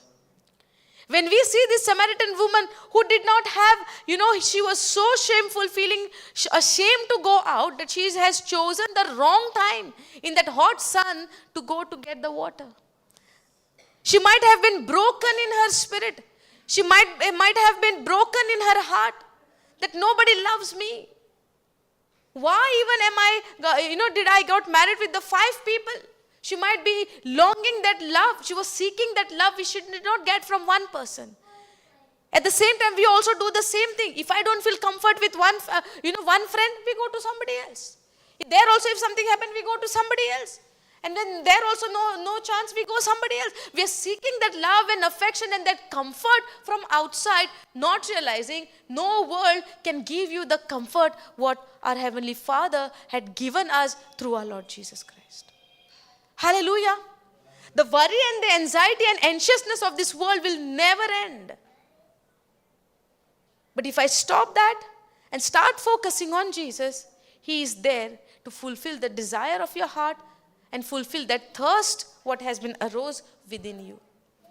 Hallelujah. Thank you, Jesus. But if I reach to a place where I feel I'm comfortable, I don't need anyone, I don't need anybody's help, then we fall in the category of this elder son, where he says, I obeyed you, I never refused you, I never say no to you, I'm working in your field, I'm doing all the work for you, I'm doing everything needed, very obedient. But at the same time, he failed in accepting his brother who was lost, who was dead, and come back to life. And he was found. He failed. Why? In his heart, full of bitterness, full of pride. We don't know that when the brother had taken his share, he must be thinking, we don't know what he was thinking. Now the son is gone, brother is gone, now whatever is there is mine. But now he is insecure. Now he is jealous. Now he is irritated. When you live in your father's house, is there any lack for you when you are with your father? That should be your pride that you are with your Father. But if you boast in your work, what you do, I have slaved for you and never once refused to do a single thing you told me to do, boasting in His work. The grace of God is by God's gift we receive by faith. In Ephesians 2:8 tells us we are saved by grace through faith. Now this grace is not what we do. The salvation what we have received is not our work. The forgiveness what we have received is not our work. Hallelujah. Thank you, Jesus. Are you understanding? Whatever we have received from our Jesus is not our works. So there is no boasting in our work, and that is exactly the elder son is doing. The person who have received the grace of God is the younger son. And the thing what we have seen is he has repented, come back to his father with that unworthiness. Yes, I have done a mistake. I left you. I went away from you. But here I am, I come back to you. When we repent, there is always a coming back to the Father. It means you are following these ways. Now you are repenting and turning from the ways of the world to God's way. Your action is you are facing this way once at a time. Now, once upon a time, now you are turning back to your Father. You are turning back to His word. And from there, now there is no turning back. You have decided to repent, no turning back. Hallelujah. Are you understanding? Now, we can be in a situation where in my family, most of the time, where do we spend our time? In our own house, with our family, right? Do we get offended with our family? When they say something which we don't like, do we get offended? What about those people who stay alone? We have to give that example also, no? Hallelujah. Okay, most of the time, we stay with our family. We might stay with our friends. But we are staying with somebody or the other around us. Correct? There is somebody would be there. Maybe someone is connected to you over the phone. Or maybe somebody is connected to you in where you stay. Not necessarily only your family. Whoever maybe it is. Hallelujah. Now, when that somebody is there with you, always that person live according to you? Do they have their own will of choice? Do they have their own action that pleases you all the time? No? That hurts you sometimes or all the time? Maybe all the time. Yes or no? Because our ways are not like that person's ways are not like my ways. Yes or no? And then there is a clash. Yes? And when there is a clash, there might be a situation you cannot open your mouth. But inside what? Inside bubbling, boiling, shista. But sangna. Ata sangna, when we don't say, please remind me, today also, I also got that. Okay, inside when it is boiling or bubbling, whatever it is, the anger is getting aroused, but you are not saying anything because now you are very careful. If you say, they might get hurt. But at the same time, you are hurt inside. Yes? Now, this elder son has this unforgiveness towards his brother, irritated with his father also. Now, how do we know that he was irritated? Now, here we are seeing the good part of him. Yes or no? The next verse, we will understand what did he say to his father. First he says, but he replied, all these years, I have slaved you or served you and never refused you. Praising whoself? Himself. Now, refused to do single thing you told me to do, and in all that time you never gave me even one young goat for a feast with you. With father, no? Or with whom? He was dreaming about whom? He was dreaming of enjoying with whom? The younger son went to enjoy with whom? Maybe with his friend. But he did an action. But this one, in his heart, thinking, I am doing so much for my father. But now is the time he's thinking, now it's a high time. I have to tell my father, you never gave me even one young goat. You never means what? He had these things in his heart. Hallelujah. So he was even angry with his father, even though he is obedient. Now when we see something, we see from outside. When somebody is very well dressed, well speaking, very good words, very polite words, very high-five words in speaking, we are thinking that person is very nice. But we don't know what is happening in his heart. We don't even know that person looking at you and cursing you from his heart. We don't know. Yes or no? We also do know sometimes. When somebody comes suddenly before eyes, and we don't like that person. But in the face, praise God, how are you? Thank you, Jesus. How is life? How is everything? How is going? Inside you're saying, why I met this person inside my heart. I remember what he has done for me last month. I remember 2 months before what has happened to me because of this person. And now he's come again or she's come again. Inside, But if I don't speak, then you will not understand. But these all things inside. But in the face, what I'm saying, praise God, how are you? After a long time, not seen you. Praise God, nice to meet you. Nice to see you.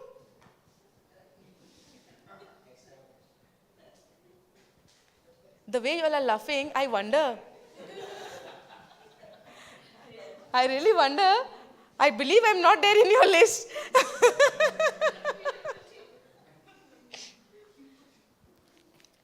Praise God.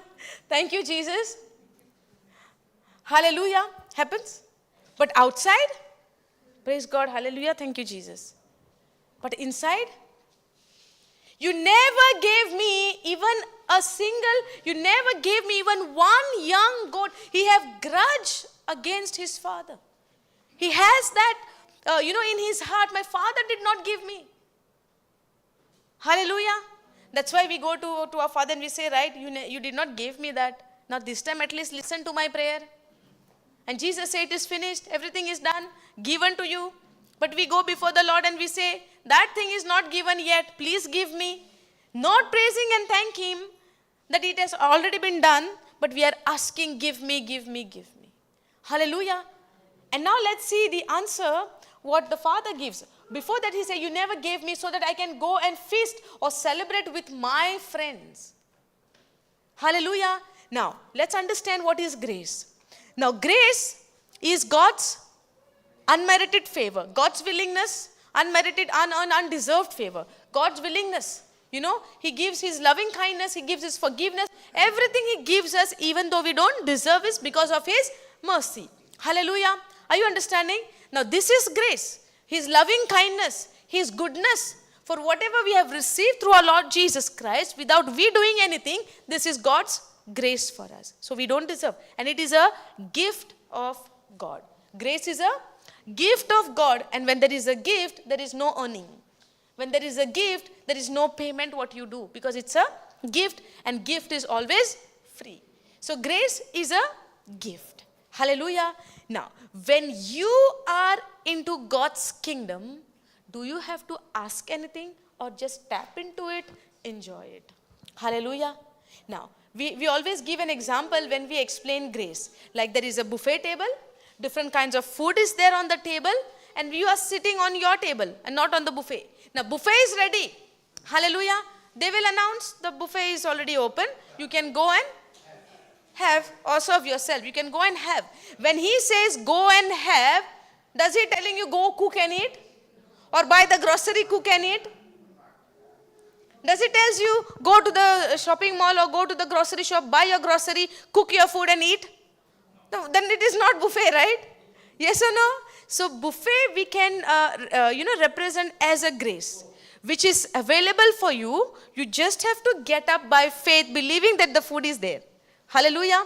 So you just get up from your table, you go there and take as much as you want. And at the end, when you reach to the last dish, you have to pay the price and come of the food. No? Free. Sure free? Exactly, grace is like that. It is available. You have to just enjoy it. I remember one of our brother had given an example when he was teaching about the grace. He had just taken a note of 500 in his hand, some amount, and he said, this is the grace of God. If you believe, come and take it. Everybody is wondering, really we have to go? Really we have to go? One sister got up, came, take it and went. You must be remembering, because second number you were getting up for that. I remember he was about to get up. She fast came and she took it. He got stuck, you know why? Because there was 3 people sitting next to him. He got stuck in the middle of the chair. Otherwise he would have surely come. You remember? I think month of November this is. Okay. Otherwise, he would have really reached fast. Praise God. I believe next time also somebody would come and take this example and you will win. Huh? Okay. Okay. Anyways. So, what we are learning from this is grace is something, God's grace is something you cannot earn this. It's a free gift of God. Hallelujah. It's a free gift of God. Nobody can say, let me do something where I can earn my forgiveness. Because forgiveness is also by faith, where the blood of Jesus has been shed for you, and because of that blood of Jesus, you are being forgiven. So when you are forgiven, you are ought to forgive one another just because Christ has forgiven you. God says, forgive one another for Christ's sake. Hallelujah. Are you understanding? So grace is what? You have to believe, get up, receive it. Does the elder son understood the grace of God? The grace of his father? Now, he is boasting what? I have saved you and never once refused you. I have saved you, slaved you means I have served you, I have obeyed you, stayed with you, never refused you even a single time. Hallelujah. He did everything. He is 100 out of 100 in obedience to his father. But at the same time, he failed to experience this grace what he has in his father's house. Hallelujah. When you are in your father's house, will you ask, give me this, give me that? When you belong to a kingdom and your father is your king, you are a prince and princess. Do you think prince and princess goes to his parents or the king and the queen and they ask, can I use this? Can I take this? Can I eat this? Can I take one grape from the dining table? Do we ask? Or we know what belongs to my parents is mine. Hallelujah. That's how you experience and you operate in this grace of God. Hallelujah. Now, grace is given to whom? Only to the God resists the proud and give grace to the humble. So grace only the humble people can receive because God gives grace only to the humble. Now when we see the life of this younger son, he humbled himself, he repented, he come back to his father. Because the Bible tells us he came back to his senses. The scripture tells us he came back to his senses. And when he came back to his senses, can you please pay attention? Okay. When he came back to his senses, God, the father, when he came back to his senses, the second step is what? He came back, the action for the repentance. He came back to his father.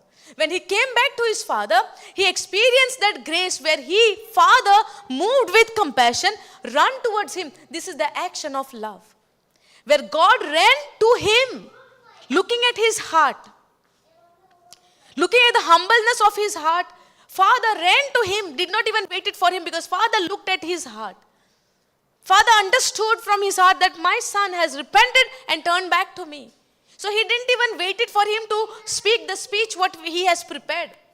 He showed his action first.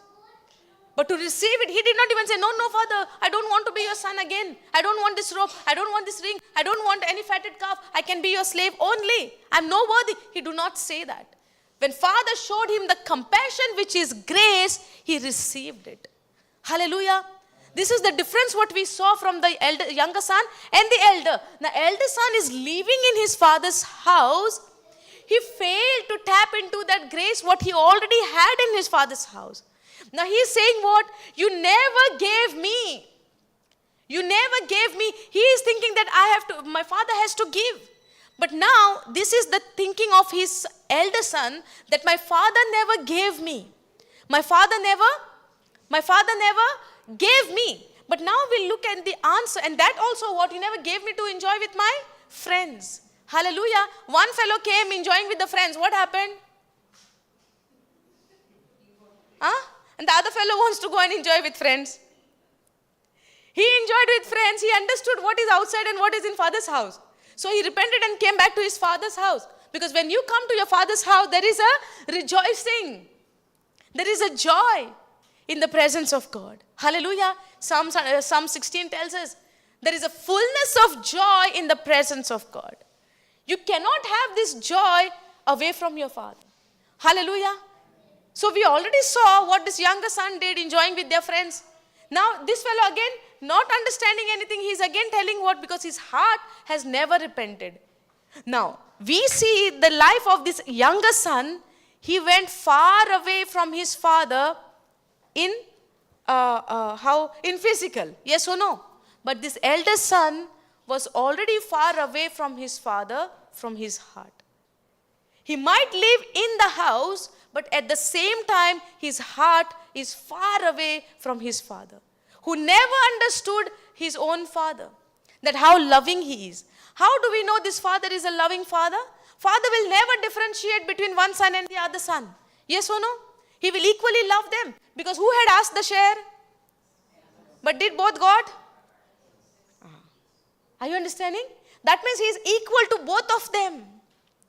He never differentiated between them. The difference was one is far away in physical, the other one is far away from his heart. Hallelujah. Now one person, a younger one, has already went away, enjoyed his life, like how we did also once upon a time. And now we came back to the Lord, knowing that there is no joy staying away from my Father. Let me be in my Father's house. Let me be in his presence, where there is fullness of joy. But now when the elder son is saying that you never gave me even one young goat for a feast with my friends. Hallelujah. He is thinking that my father did not give. Now he had so many hurts in his heart without understanding his father. The love and the compassion what he had for his children. We might see in the old covenant that God is a punishing God. God punishes the sin. We saw in Psalms 103, previous verse we have taken, right? In Psalms 103, we see God is rich in mercy and he is slow to anger because he is a God of compassion. He is compassionate towards his children. He is very rich in his mercy and slow to anger. But this anger also what he has is not for you, being as his child, but the anger what he has is for the sin which is in you. Hallelujah. If somebody is going through some sickness, your family who loved you so much, they will not hate you, but they will hate the sickness which is in you. Hallelujah. When our children is falling sick, getting fever, cold, do you get angry with that sickness? Yes or no? But when you get angry with that sickness, does that mean you are getting angry with your child? You're not getting angry with your child, but you are getting angry with that sickness which is inside your child. In the same way, God gets angry and he has anger on that sin which is inside of us, or in what we do. But he doesn't hate us. He is rich in his mercy, and because of his mercy, he has bestowed his grace upon us. Hallelujah. So you and I are called to be gathered in knowing the word of God, that how much he loved us, how much he has bestowed his grace, his mercy, his love upon us. And when we begin to operate in this word, or to continue in this word empowers us to overcome. Today I remember one scripture has been taken, Titus 11, 2, 11 and 12. Titus 2, 11 and, let's not go, 2, 11 and 12. It says that it is the grace of God has been given to all men, which teaches you to say no to the ungodly things, to the worldly things, to the things which is against the word of God. The grace of God empowers you. The grace of God helps you. Hallelujah.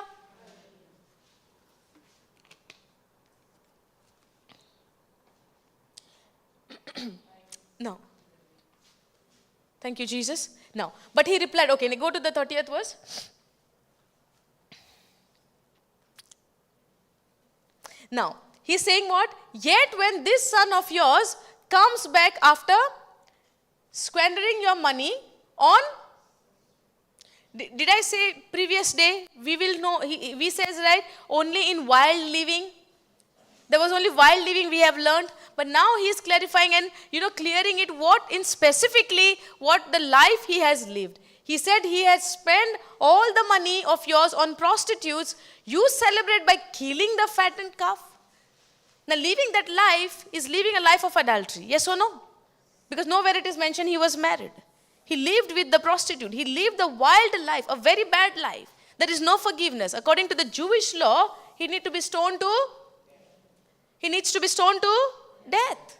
Hallelujah. Now, when he comes back by doing this kind of act outside, far away from his father's house, they should have killed him by stoning him. But there was a death.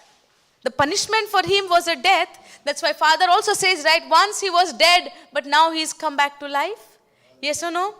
Father says, right, he was dead, but now he's alive.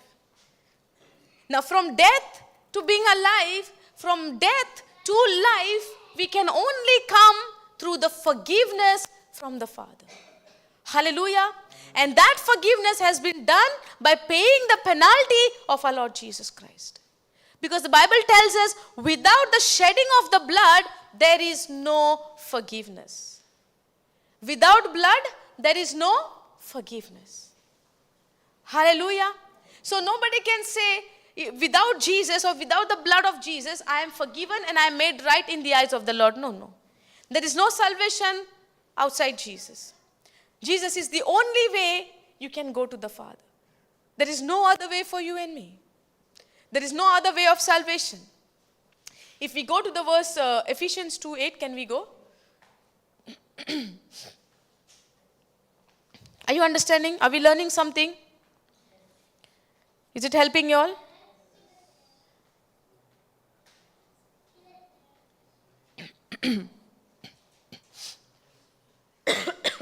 Can we go KJV, please?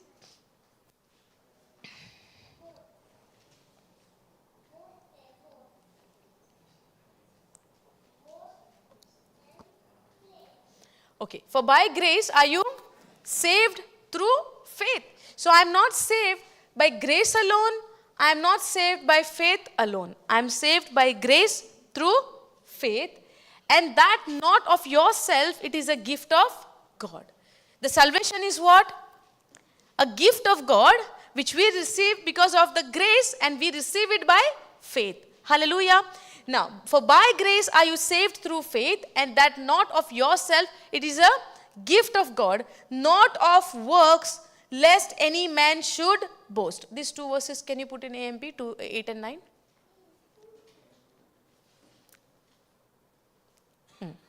For it is by grace, God's remarkable compassion. God moved with compassion, ran towards his... God moved with compassion, ran towards his son, and gave his grace to him when he forgives him. Hallelujah. Because if God would have not forgiven him, he was supposed to be punished to death. He was supposed to be stoned to death. But now when grace comes in a picture, there is compassion. When grace comes in a picture, there is compassion. But your faith needs there in that place. Your faith is required to receive this. If I say I'm saved by grace alone, then it is not complete. If I say I'm saved by faith alone, it is not complete. Because the scripture tells us, God has saved you by grace through faith. Now again we can add this same example of the buffet. Hallelujah. When the buffet is there, you have to get up from your chair by faith, believing that the food is there. Hallelujah. So to get up and go there, your faith is required. What if you think, do I have to pay? What if they tell me, this is not for you, only for the chosen one? You can think that way, right? We can even think this way, the grace is not for me, maybe only for the chosen one. What if I go there and I will be, get insulted over there? Can happen. You might even think, right, oh, maybe that is only for the special people, not for me. And if you think that way, you will never experience that. But if you are not experiencing, does that mean the grace is not available? No. What I need is my faith. The act of faith is required for me to get up and go and experience what God has given me. Hallelujah. As I have just explained you about the 500, one brother has made that example, the 500 note. Nobody got up. Because they are thinking, what is this? First of all, they did not understand. He explained again. And they are wondering, what if I go there and he don't give? What, the camera is on, people will see that I came for 500. Yes or no? Anything, the thoughts can come. The devil will say, hey, you did last night like this. How can God forgive you? Now you are in condemnation. Will you experience the grace of God? What the word tells us in Hebrews 4:16. In the time of need, come to the throne of grace. Hallelujah. But in the time of need, we go into guilt. In the time of need, we are thinking, I will feel first that I am forgiven, then I will come to the grace. No, no. Grace is given to you to empower you, to help you. To help you, that you overcome in everything what comes against you, the temptation, the trials, the situation in your life. Because grace is a person. He is Jesus himself. Hallelujah.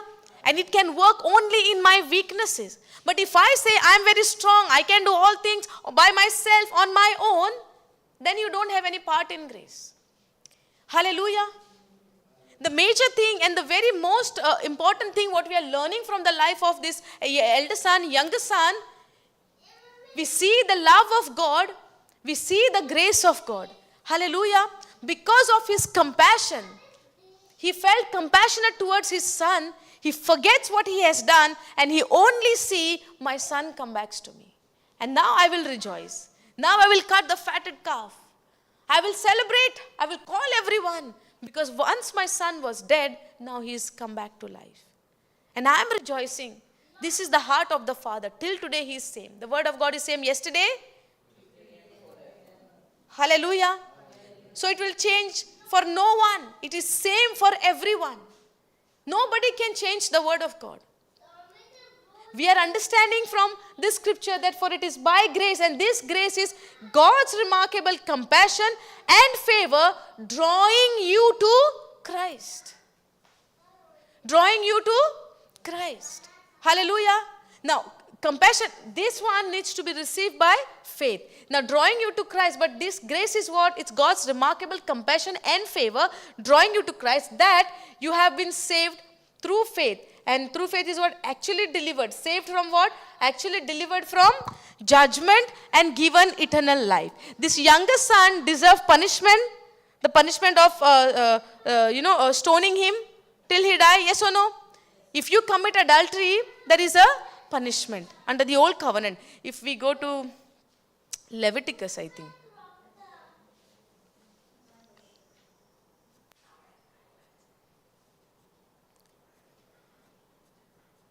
Leviticus or Deuteronomy 20:22 go.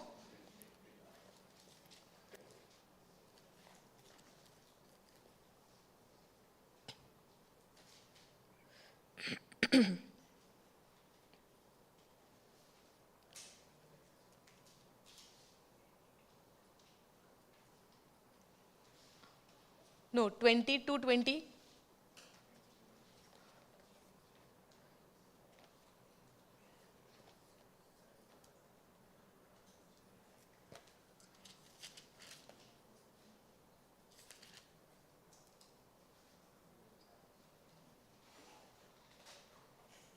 Go in NLT.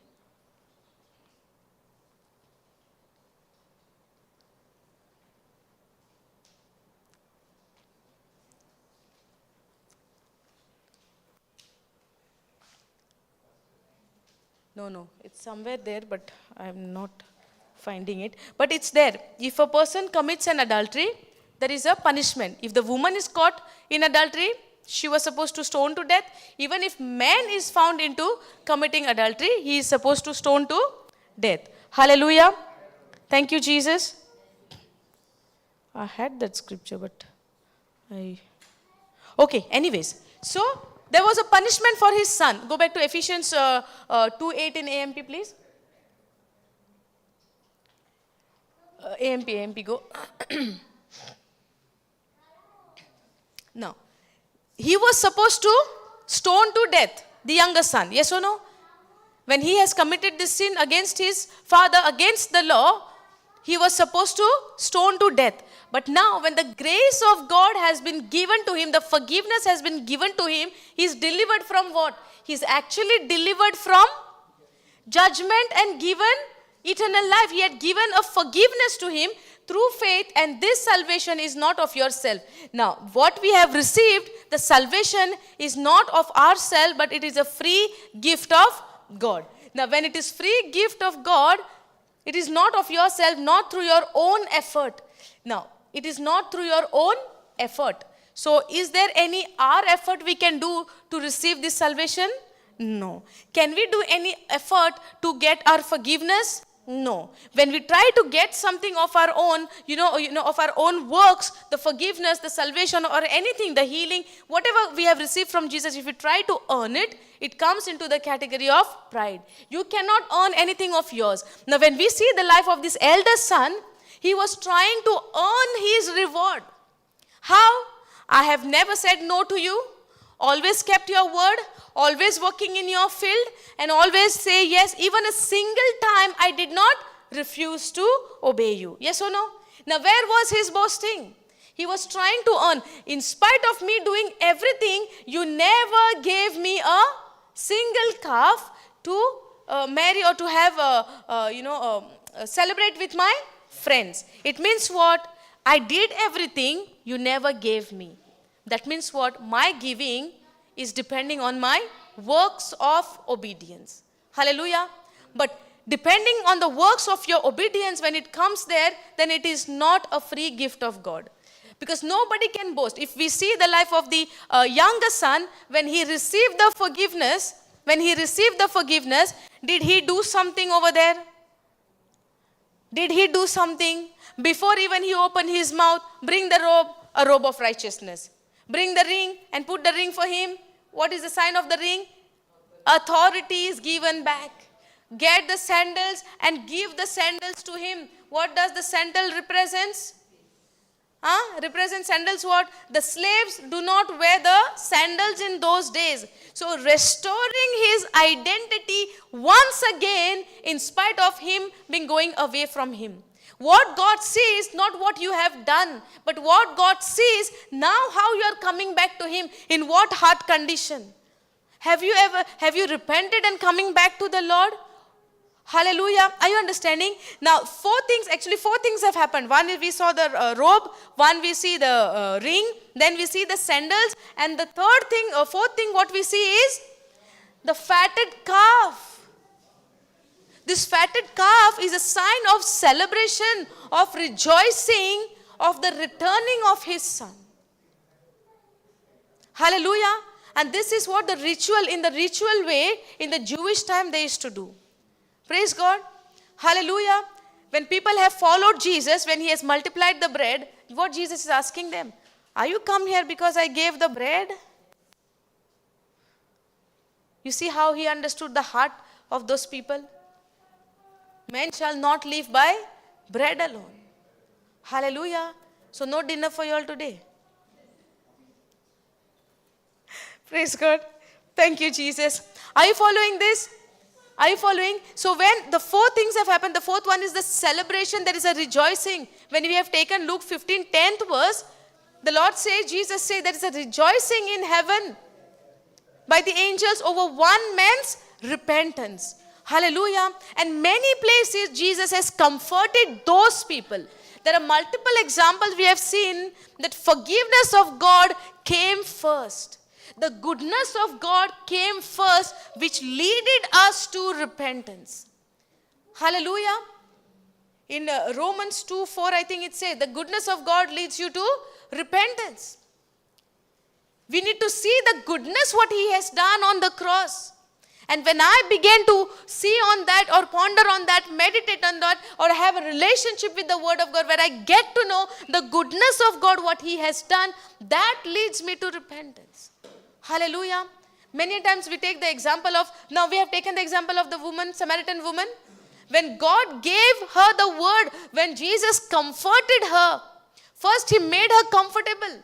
He did not condemn her. He spoke to her so politely and so nicely that she did not went into offense. He made a conversation in so, a nice way that there was no point where Jesus is condemning her. When everything has been spoken, at last he say, you go and call your husband. And then he say, I don't have. He said, very correct. What you said is truth. He did not say, yeah, I know that you don't have. He knew already, right? Jesus knew. But he did not condemn her. But he understood the condition of her heart. Even the Gentiles, even the Samaritans, they're longing for Jesus. Because she said, the Messiah would come and tell me about this. And he says, I am the Messiah. That means what? Somewhere in her heart, she knew. They were waiting. She was waiting for that Messiah to come. Hallelujah. We need to reach to a point that, yes, I'm longing for that Jesus to come into my heart and restore my everything. Where I'm going into distress, where I'm going into disturbance, where I'm going into uneasiness, where I'm going into, that there is no peace. If there is any of those things is happening in your life, allow Jesus to take care of those areas. Ask him. Supernaturally, you will experience what he has done for you. Praise God. Hallelujah. Let's not make it like I just came, I listened, okay, it touched my heart here and there. No. Your life should be transformed. Your life should be like never before. Your life should be like so much so transformed that you don't go to your house the way you have come. Let this retreat be the transformation retreat for you. You might have listened to the retreat for many years, but let this time make it the time that, like never before. Let that transformation comes to us. When this Samaritan woman, she was tired here and there, finally when she encountered, she became the evangelist. She went to the place, she went into the city, she went into the village and proclaimed Jesus in such a way, she forgot about that shame what she had. She forgot about that rejection what she had.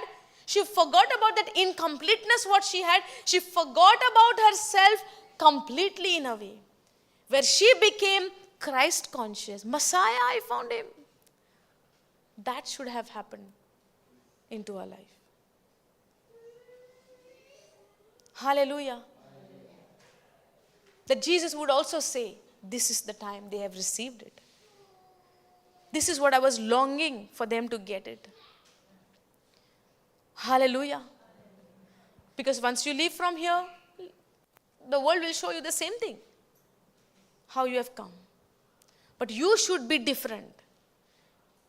And you should change the environment where you stay in such a way, not by your words speaking only to them, but by your action. When you move, they should experience that there is something is there when this person is moving. There is something when this person is there. Hallelujah. When we see in the book of Acts, even when Peter was moving, his shadow would heal the sick. With the anointing of the Holy Spirit, with the power of the Holy Spirit. When we see and read about our Apostle Paul, we see that even his clothes, his handkerchief, they used to take and heal the sick. Hallelujah. When they were praying, the place where they were staying, where they were praying, it got shaken up. Chains were broken. Prisons were opened. Now that was the physical prison. If we have something in our heart which has kept us bound there, let those chains be broken now. Because Jesus comes to deliver us. Jesus comes to set us free. Jesus comes to leave us free. And this freedom is in only Christ. And when we receive this freedom, we become slave to Christ, not for something else. The world will show us a lot of things. But God has chosen you and I to bring that change. If there is no change, the place where we are living. Let that happen. Let get into that excitement. Let get into that, excitement where, yes, Lord, this is the time. I want to do that with your power, with your environment. Let that happen. Your will, your desire. Let me be the man of God or the woman of God where I move with your presence. Where every demonic spirit torments. Where every demonic spirit leaves the place and go. Only with the move, before even I open my mouth. Let that change come. Let us decide for that. Let's prepare our heart in that decision taking. Yes, Lord, I submit, I surrender. Let your will be done. Let your desire be get fulfilled, what you have for me. Hallelujah. Thank you, Jesus. Praise you, Jesus. God has given us this freedom. Let's live in this freedom. Many a times when we come for the retreat, the devil is more smarter than us. You know why I say? We are just newborn. But he is from the ages. So he knows every scheme. He knows every ways to deceive people. Hallelujah. He might show you, oh, you are there for the retreat, things are good. The moment you go back home, right, he's waiting with a new schemes to trap you. He's waiting for a new schemes to trap you. And we don't understand. We are thinking, oh, this is okay, this is good. This I never encountered. But we don't know this is a new trap of the devil. And we fall into that trap. Hallelujah. Thank you, Jesus. That's why understanding the forgiveness of God, the grace of God is very important. When I understand this forgiveness, what God has given me of the 1,000 talents, and when you keep on forgiving others with that little, very small amount of the dinari, when you forgive them, your life will be so amazing in Christ Jesus like never before. Hallelujah. God has given you that power. Today we have also seen in Acts chapter 2 verse 4. The power from above has come inside of you the day you receive Jesus as your Lord and Savior. And that power is called a dunamis power. That power is the same power which raised Jesus from the dead. That power is the same power which Jesus moved when he had healed people and he was doing all of those things in this planet Earth, when he was physically moving around. And that same power which is from above, the dunamis power, has been given unto you and I. The day we receive Jesus as our Lord and Savior. We have no idea what we have inside of us. There is little pressure comes, we get into fear. There is a little pressure comes from the world, we are scared. We are thinking, how will I overcome this? Yes or no? How somebody would help me? Happens? But we don't know that power has been already given for you and I. The power of speaking the word of God. The power, not the power from the world of physical, instruments or something. No. The power what God has given you is in your mouth, in your tongue, when you speak the promises of God over your life. If the sickness comes and torments you, speak to that sickness. In the name of Jesus, I command you out from my body. Power in your word. Your believing and your speaking has to align with each other. That's where you see the result.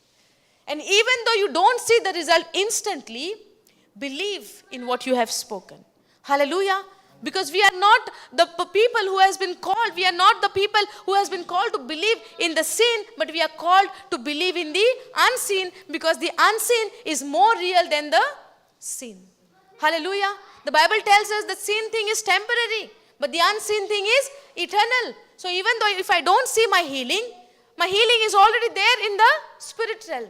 When I speak the word of God that I am healed by the wounds of Jesus, the healing has been already done to me. But only reason that I don't see, it might take time, it might be on that very moment. But if I don't see, that does not mean that you are not healed. But I need to keep on believing.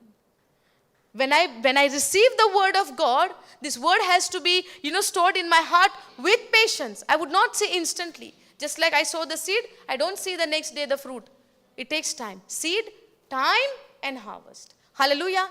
So if there is a process of time, be patient in that time. Praise God. Thank you, Jesus. Praise you, Jesus. Hallelujah. Okay, we'll finish this, okay? For it is by grace, God's remarkable. We are saved by grace through faith, and it is not of yourself, but it is the gift of God, which is undeserved, gracious gift of God. Go to the 9th verse. Okay. Not as a result of your, do we try to do works and receive our reward? Nobody should say no, because all of us, we do that. No one can say no. We all try to perform. We all try to earn a thing. We all try to do something so that I will get something. Yes or no?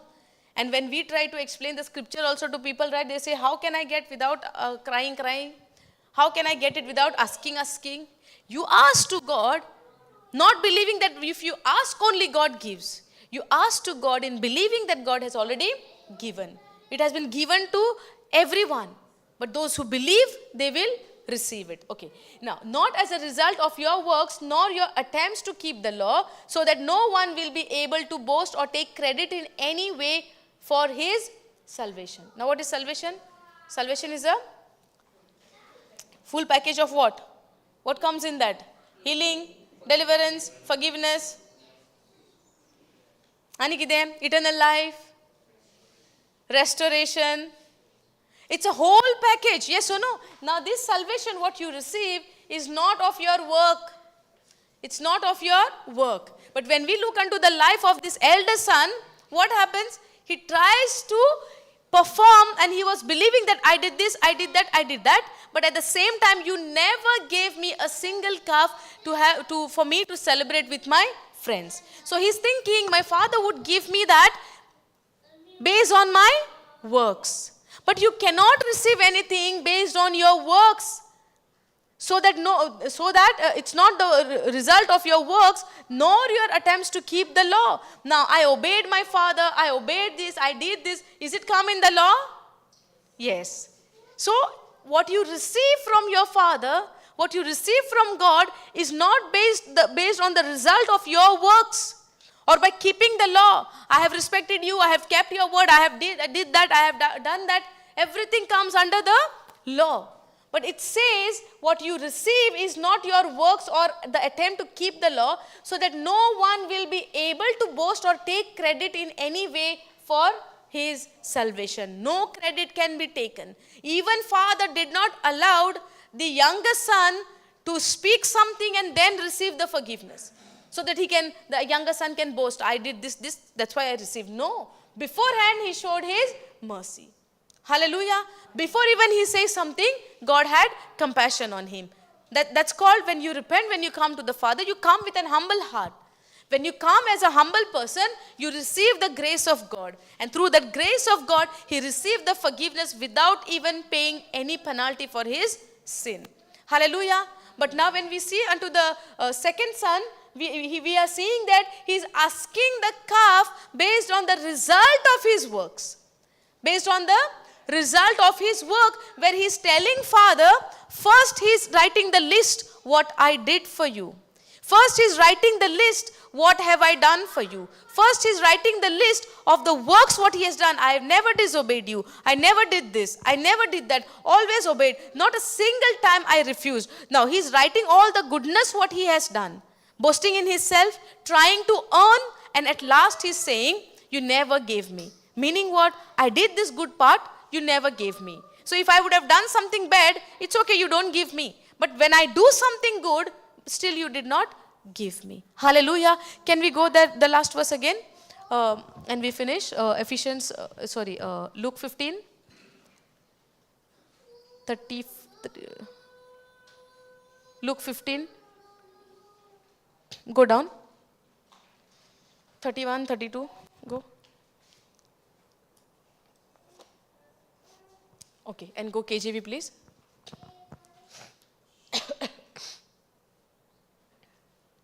Okay, keep the 30, please. 30 and 31. Okay, and he said, 30. But as soon as this thy son was come, which had devoured thy living with harlots, and you hast killed for him the fatted calf, and he said unto him, Son, you are ever with me, and all that I have is thine. Underline this scripture on your Bible. This is the promise of the Father when you consider yourself that you belong to your Father's kingdom. Hallelujah. Experiencing or being living in your Father's kingdom, being living in Christ Jesus, if still ever you are having the incompleteness in your life, this is what the Lord is giving you the promise. Whatever I have is yours. Because you are with me. You are staying with me. See the difference between the younger and the elder. The younger, he left father, took his share, went away, enjoyed his life, spent everything, and now he come back to his father in repentance. He submit himself in humbleness, and there comes the grace of God which forgives him. God moved with compassion. God forgives him, shows him his grace, not on his work, but only on the repentant heart. In the same way, we see the life of the elder son, where he is boasting in his work. Do we boast in our work? Yes or no? So we come under the elder son, right? We boast in our work. Nobody wants to take the character of the younger son, where you come in a repentance and tell God. We always try to count the good works what we do. Hallelujah. Thank you, Jesus. When you count the good works what you do, we think that we can earn the grace of God or receive the grace of God by our works, which is not possible. And that is not what God said. You are saved by grace through faith. And it is not your effort, it is not your works, it is not the result of your works. But it is clearly the thing what Jesus has done for us. Hallelujah. Thank you, Jesus. Praise you, Jesus. Are you understanding? Now, and he said, but as soon as 29 tells us, can you go 29, brother? He is jealous with his brother. He is envied with his brother. He could not take a good word out of his mouth towards his brother. He did not have a compassion to his brother. Are you understanding? And how do we know he do not have? He's speaking all the evil thing about him. Evil thing means bad things about him. He's reminding father, your son did this. You are giving him calf to kill. You're giving him the fatted calf which you kept for a special occasion. This occasion is special for you where the sinner is coming back. What Jesus said, I have come for the doctor, the people who is good, do not go to the doctor. Yes or no? To the physician. But when you are sick, you go to the physician. So I have come for the sinners, not for the righteous. Now this elder one is living a life of self-righteousness, depending on his own works, just like the Pharisee. The elder son refers to the Pharisee. And the younger son is compared to the publicans, the sinners, the prostitutes, where they were longing that Messiah would come and save us, deliver us. Hallelujah. And every time when I'll go to the scripture. We have time, no? I can continue? We have time, no? Yes, it's become 10 kg weight. Or more, I don't know.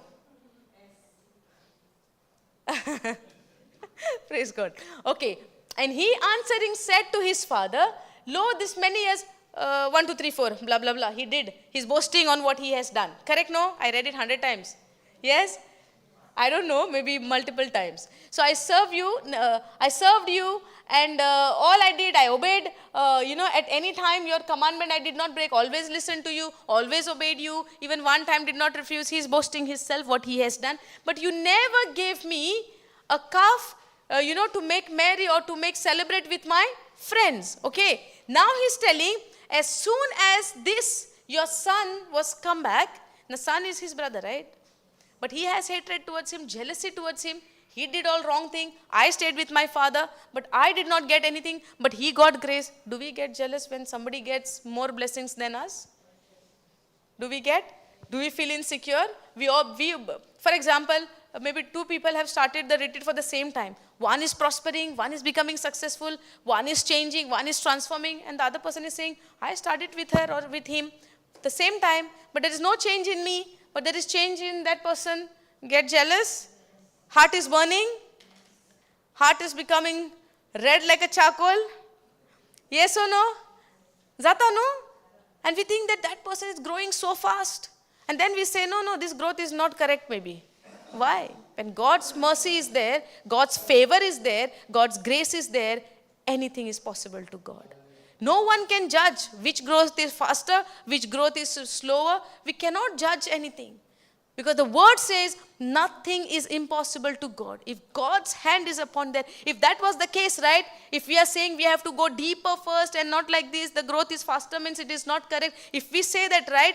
The sinner who has been forgiven on the cross, Jesus would have not asked him that both of us, we will be in paradise. You will see yourself with me in paradise. Jesus would have never said. Jesus would have told him, you go, repent, be baptized, do this, do that, go on your knees, then I will forgive you. Yes or no?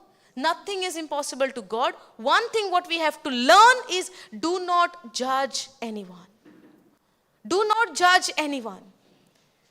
In no time, if Joseph can be in the prison tonight, tomorrow morning he is before the king. Hallelujah. And when he is before the king, in no time he was been declared as the governor of Egypt. And everything has been put under his control. Hallelujah. Thank you, Jesus. Okay. Now, this boy is telling what? I did this, I did that, counting from so many years I am with you. And you are forgiving that person who has left you and went. Hallelujah. Are you following this? We have to understand the word of God by the power of the Holy Spirit, because the word of God which is written can make us understand only by the Holy Spirit. There is no other person. I can give you the scripture. I can quote the scripture, but the understanding what you would get, not the way how I get it, but the Lord will teach you in a different way. Praise God. That's why we have to be God dependent. Hallelujah. Okay, now, and he answering said to his father, see this many, go now 30. I want to finish with this. But as soon as this brother, the son was come, which has devoured thy living with prostitutes, you has killed for him the fatted calf. And he said unto him, son, look at the father's heart, son, you are, every time you are with me. He said unto him, son, thou art ever with me, you are with me only, and all that I have is thine. Do we notice that he has already given his share? Yes or no? But now what father is saying, what I have now also is yours. So we don't have to be insecure of any person who is having what, who is getting what. But whatever is yours is yours. When you consider yourself that you belong to the kingdom of God, whatever your father has in his kingdom is yours. I do not have to get insecure if somebody is getting more, whatever it is, than me. If somebody is getting more understanding than me, if somebody is growing more than me, I do not have to get insecure. I do not have to get jealous about it. Hallelujah. Now he is jealous of his own brother. Imagine the people who is getting jealous, they are not yours. How much more they will be jealous? Or they will be insecure. Or they will be, would be anything. Maybe I would get jealous of somebody. Maybe I would be insecure of somebody if I'm seeing. That's why praying and staying into the word of God is very important, because the word will help you, will empower you to overcome this kind of thoughts. Because devil will never miss a chance to give you this kind of thoughts. The devil will never miss an opportunity to show you something where you can go in some negative thoughts. But you have the authority to reject those thoughts. You have the authority to reject and allow the word of God to run freely in your mind, and not those thoughts which can put you in a trap, which can put you in bondage, which can put you, trap you into the stronghold of the enemy. Hallelujah. Thank you, Jesus. Somebody would say, not possible, no sister, not getting insecure, because that is the battle of our life. Yes or no? Not possible. No. If it is not possible, God would have never told us to do that. God would have never said, my grace is there for you to empower you. Would have never said. On what basis God is telling us, you do this, say no to the ungodly things, or do that, put away old things, because you have become new. Why God says, put on the new man? Why God says? Because he has given his power to us. He has given his power, the dunamis power inside of us. When you get to know this power that is inside of us, when you start living on that, that power helps you. Hallelujah. Thank you, Jesus. Praise you, Jesus. And he said unto him, son, you are ever with me, and all that I have is yours. Now, it was made that we should make. He's asking, we should celebrate, because your brother is come. My son is come. But if I have hatred towards my fellow people, or my siblings, or my own family, keeping hatred, will I rejoice in them? Am I experiencing and practicing what God has called me to do? No. Hallelujah. Okay, can we go to Colossians chapter 3?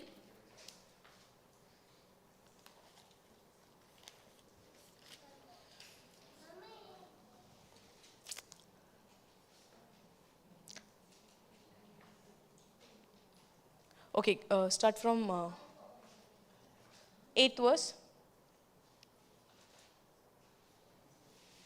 Go in NLT, please.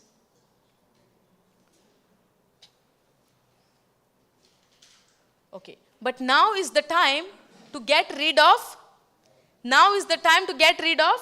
anger, rage, malicious behavior, slander, and dirty language.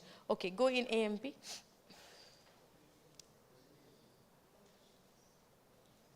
But now, rid yourself completely of all these things. Is it a command? But now you rid yourself. Put it away. Put it away, all these things, completely of all these things. Anger, rage, malice, slander, and obscene, abusive, filthy, or bad languages from your mouth. Do not lie to one another, for you have stripped off the old self with its evil practice. Go down. And have put on the new spiritual self, who is being continually renewed in true knowledge, in the image of him who created the new self. Go in NLT please, 9:10.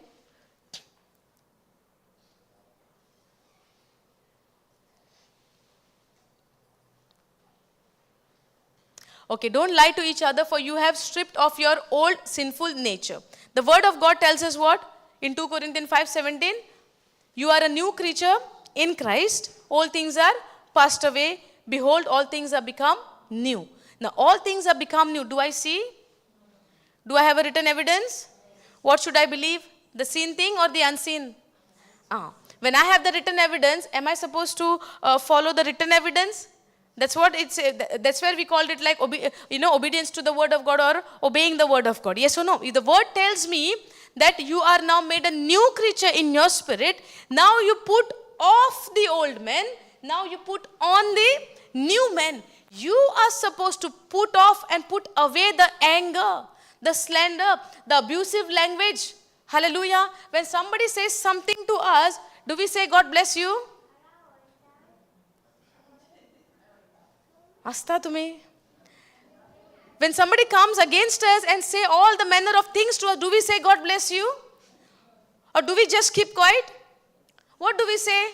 Language comes out from our mouth. Different kinds of language comes out. Yes or no? The people who is around us would be shocked. Hallelujah. Happens, right? The other day I have shared an example, what I experienced in the hospital, Something happened. One lady got hurt because of somebody's bag, okay? That bag has, dashed on her and she got, I think she got hurt, or maybe not hurt, but she got irritated. And she said, don't you see? You are acting like an animal. You are an animal, she said. A man is made in the image and likeness of God. But when we have no knowledge of the word of God, we might call with the bad words from our mouth anything to anyone. Yes or no? With no understanding. That is what the scripture says. Do not allow from your mouth the wrong words, the bad words, which will not edify others. Hallelujah. Ephesians 4 also tells us, do not let the corrupt communication proceed out of your mouth, but whatever you speak, let it edify to the hearers. That is what the command has given for you and me. Hallelujah. Thank you, Jesus. Now, unforgiveness or forgiveness comes when you have something against someone, when all kind of these things are happening in your life, when the quarrel is happening, when the fights are happening, when people say things to us, we also say things. Now, is there comes any way that forgiveness is happening? I give or I receive? No, the words are coming out. That's why the word tells us, put off the old man, put on the new man, which is of Christ. So don't lie. Put on your new nature and be renewed as you learn to know your Creator and become like Him. When you start doing this, in no time you will see that you become a forgiving person. No matter who comes against you, you keep on forgiving them. You let go of their wrongdoing. You continue in spending time and continuing in having a relationship with your Father. And as you remain in the fellowship with your Father, the character and the nature of the Father, which is compassionate, which is always ready, in slow to anger, but quick in forgiving. Hallelujah. But we say, right, I need to have that power to forgive. I need to have that power to forgive. The power to forgive is the knowledge of the written word of God. The power to forgive is when you understand what God has done for you. So are you ready to continue in this knowledge? Are you ready to, continue and grow more and more deeper in the word of God, where the word of God will empower you even to forgive everyone who comes against you? It's not that I just come, take the formula, how to forgive, how to be forgiven, and take the formula and go. No, it is a process. You need to have the knowledge. You need to have the knowledge of the written word of God. And that is also comes by when you humble, God give grace to you. And when He gave grace to you, the Holy Spirit helps you. Hallelujah. Thank you, Jesus. So put on your new nature, which is a righteous nature. We need to tell to ourselves that I am the righteousness of God in Christ Jesus. God has already finished the work for you and I.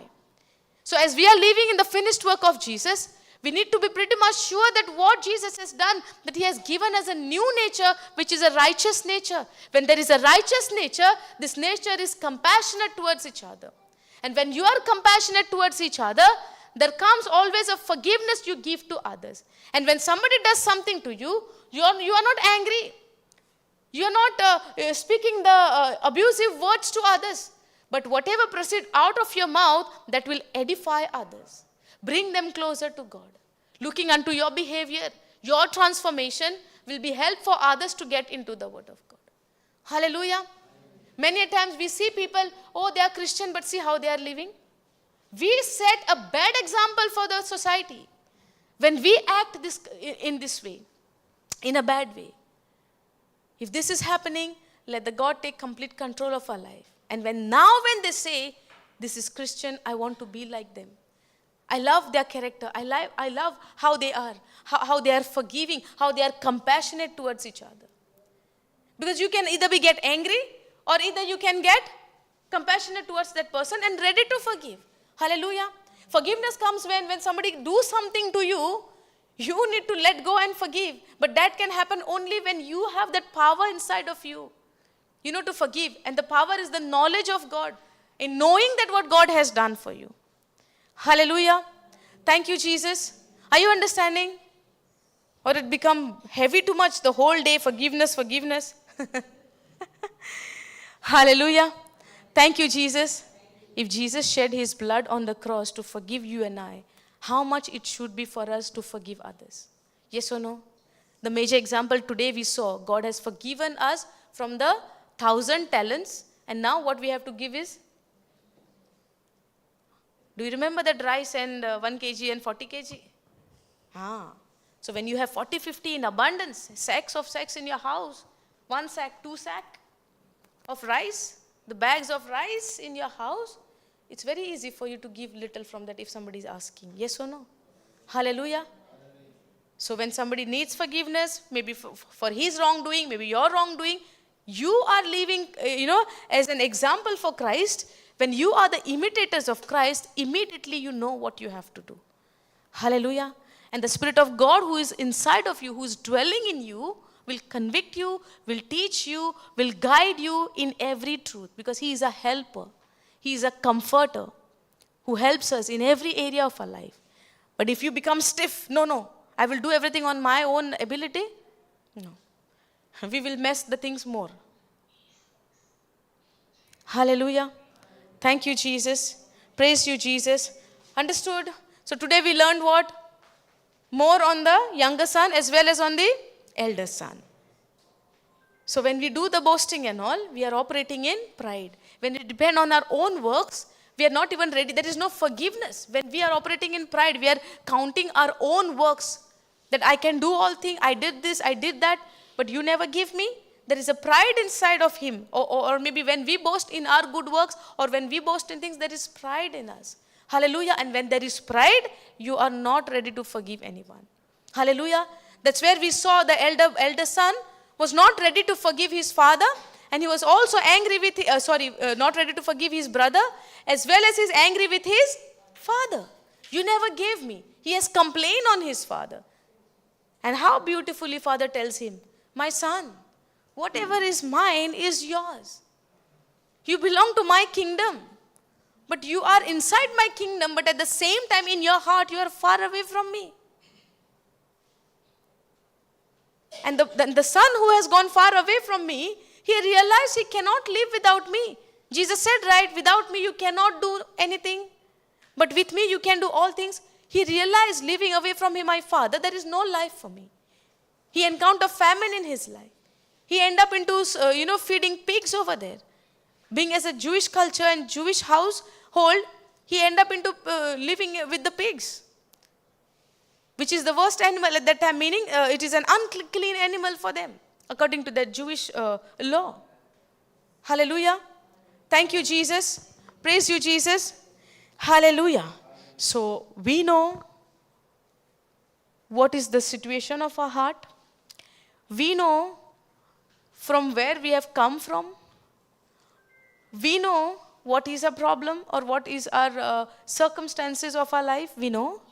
And we have learned, and God has shown us the life of the younger son as well as the elder son, and the major role of the father, what he did. Even though the son elder is boasting, God never said, you are far from me, you are this, you are that, you lived with me. He said, my son. What did he call? My son, whatever is mine is yours. Let us, we, both of us, take a part in this celebration of the return of this younger brother or younger son. Hallelujah. That means God wants us to live in unity. God doesn't want this anger, hatred. God doesn't want the bad words comes out from our mouth. God wants us to live in forgiveness in each other. Hallelujah. By forgiving each other. Praise God. So no matter what situation, what you have in your life, maybe you have to forgive somebody, or maybe you are waiting somebody else to forgive you, believe that it is done. Because forgiveness is by faith. And you have to be patient in seeing the physical manifestation. You might see it instantly, you might see it after some time. But do not give up, only believe. Hallelujah. Thank you, Jesus. Praise you, Jesus. I believe this retreat is helping you all, as well as the people who is connected online. Because first thing what we have to know is the forgiveness what we have received from our Father. Hallelujah. Thank you, Jesus. Praise you, Jesus. Anybody would like to ask anything? Praise God. I believe you all are learning. The Lord is teaching you all. 2 more days are there to go. So whatever it is remaining, or it's a journey. Everybody is learning, reaching to the place, but it's a process. Everybody is running the race. We have not yet finished the race. We are all running, but as we are running, let's keep focus on Jesus. Because what we receive, the gift of forgiveness, the gift of salvation, or gift of grace or righteousness, whatever we receive from the Father, is because of our Lord Jesus Christ. We'll never forget this. Whatever we are today, we are because of Christ. Thank you, Jesus. Because the plan for us to save is only through Christ. Hallelujah. God showed His love, the unconditional love for you and I, is through His Son, that He gave His only Son. And what God wants from you and I is to believe in His Son. And those who believe shall not perish, but shall have everlasting, eternal life. Praise God. Thank you, Jesus. Praise you, Jesus. Let's all close eyes. Lord Jesus, we thank you, we praise you, we glorify you, Lord. Thank you for teaching us the importance of repentance, the importance of humbleness, and that you give grace only to the humble, Lord.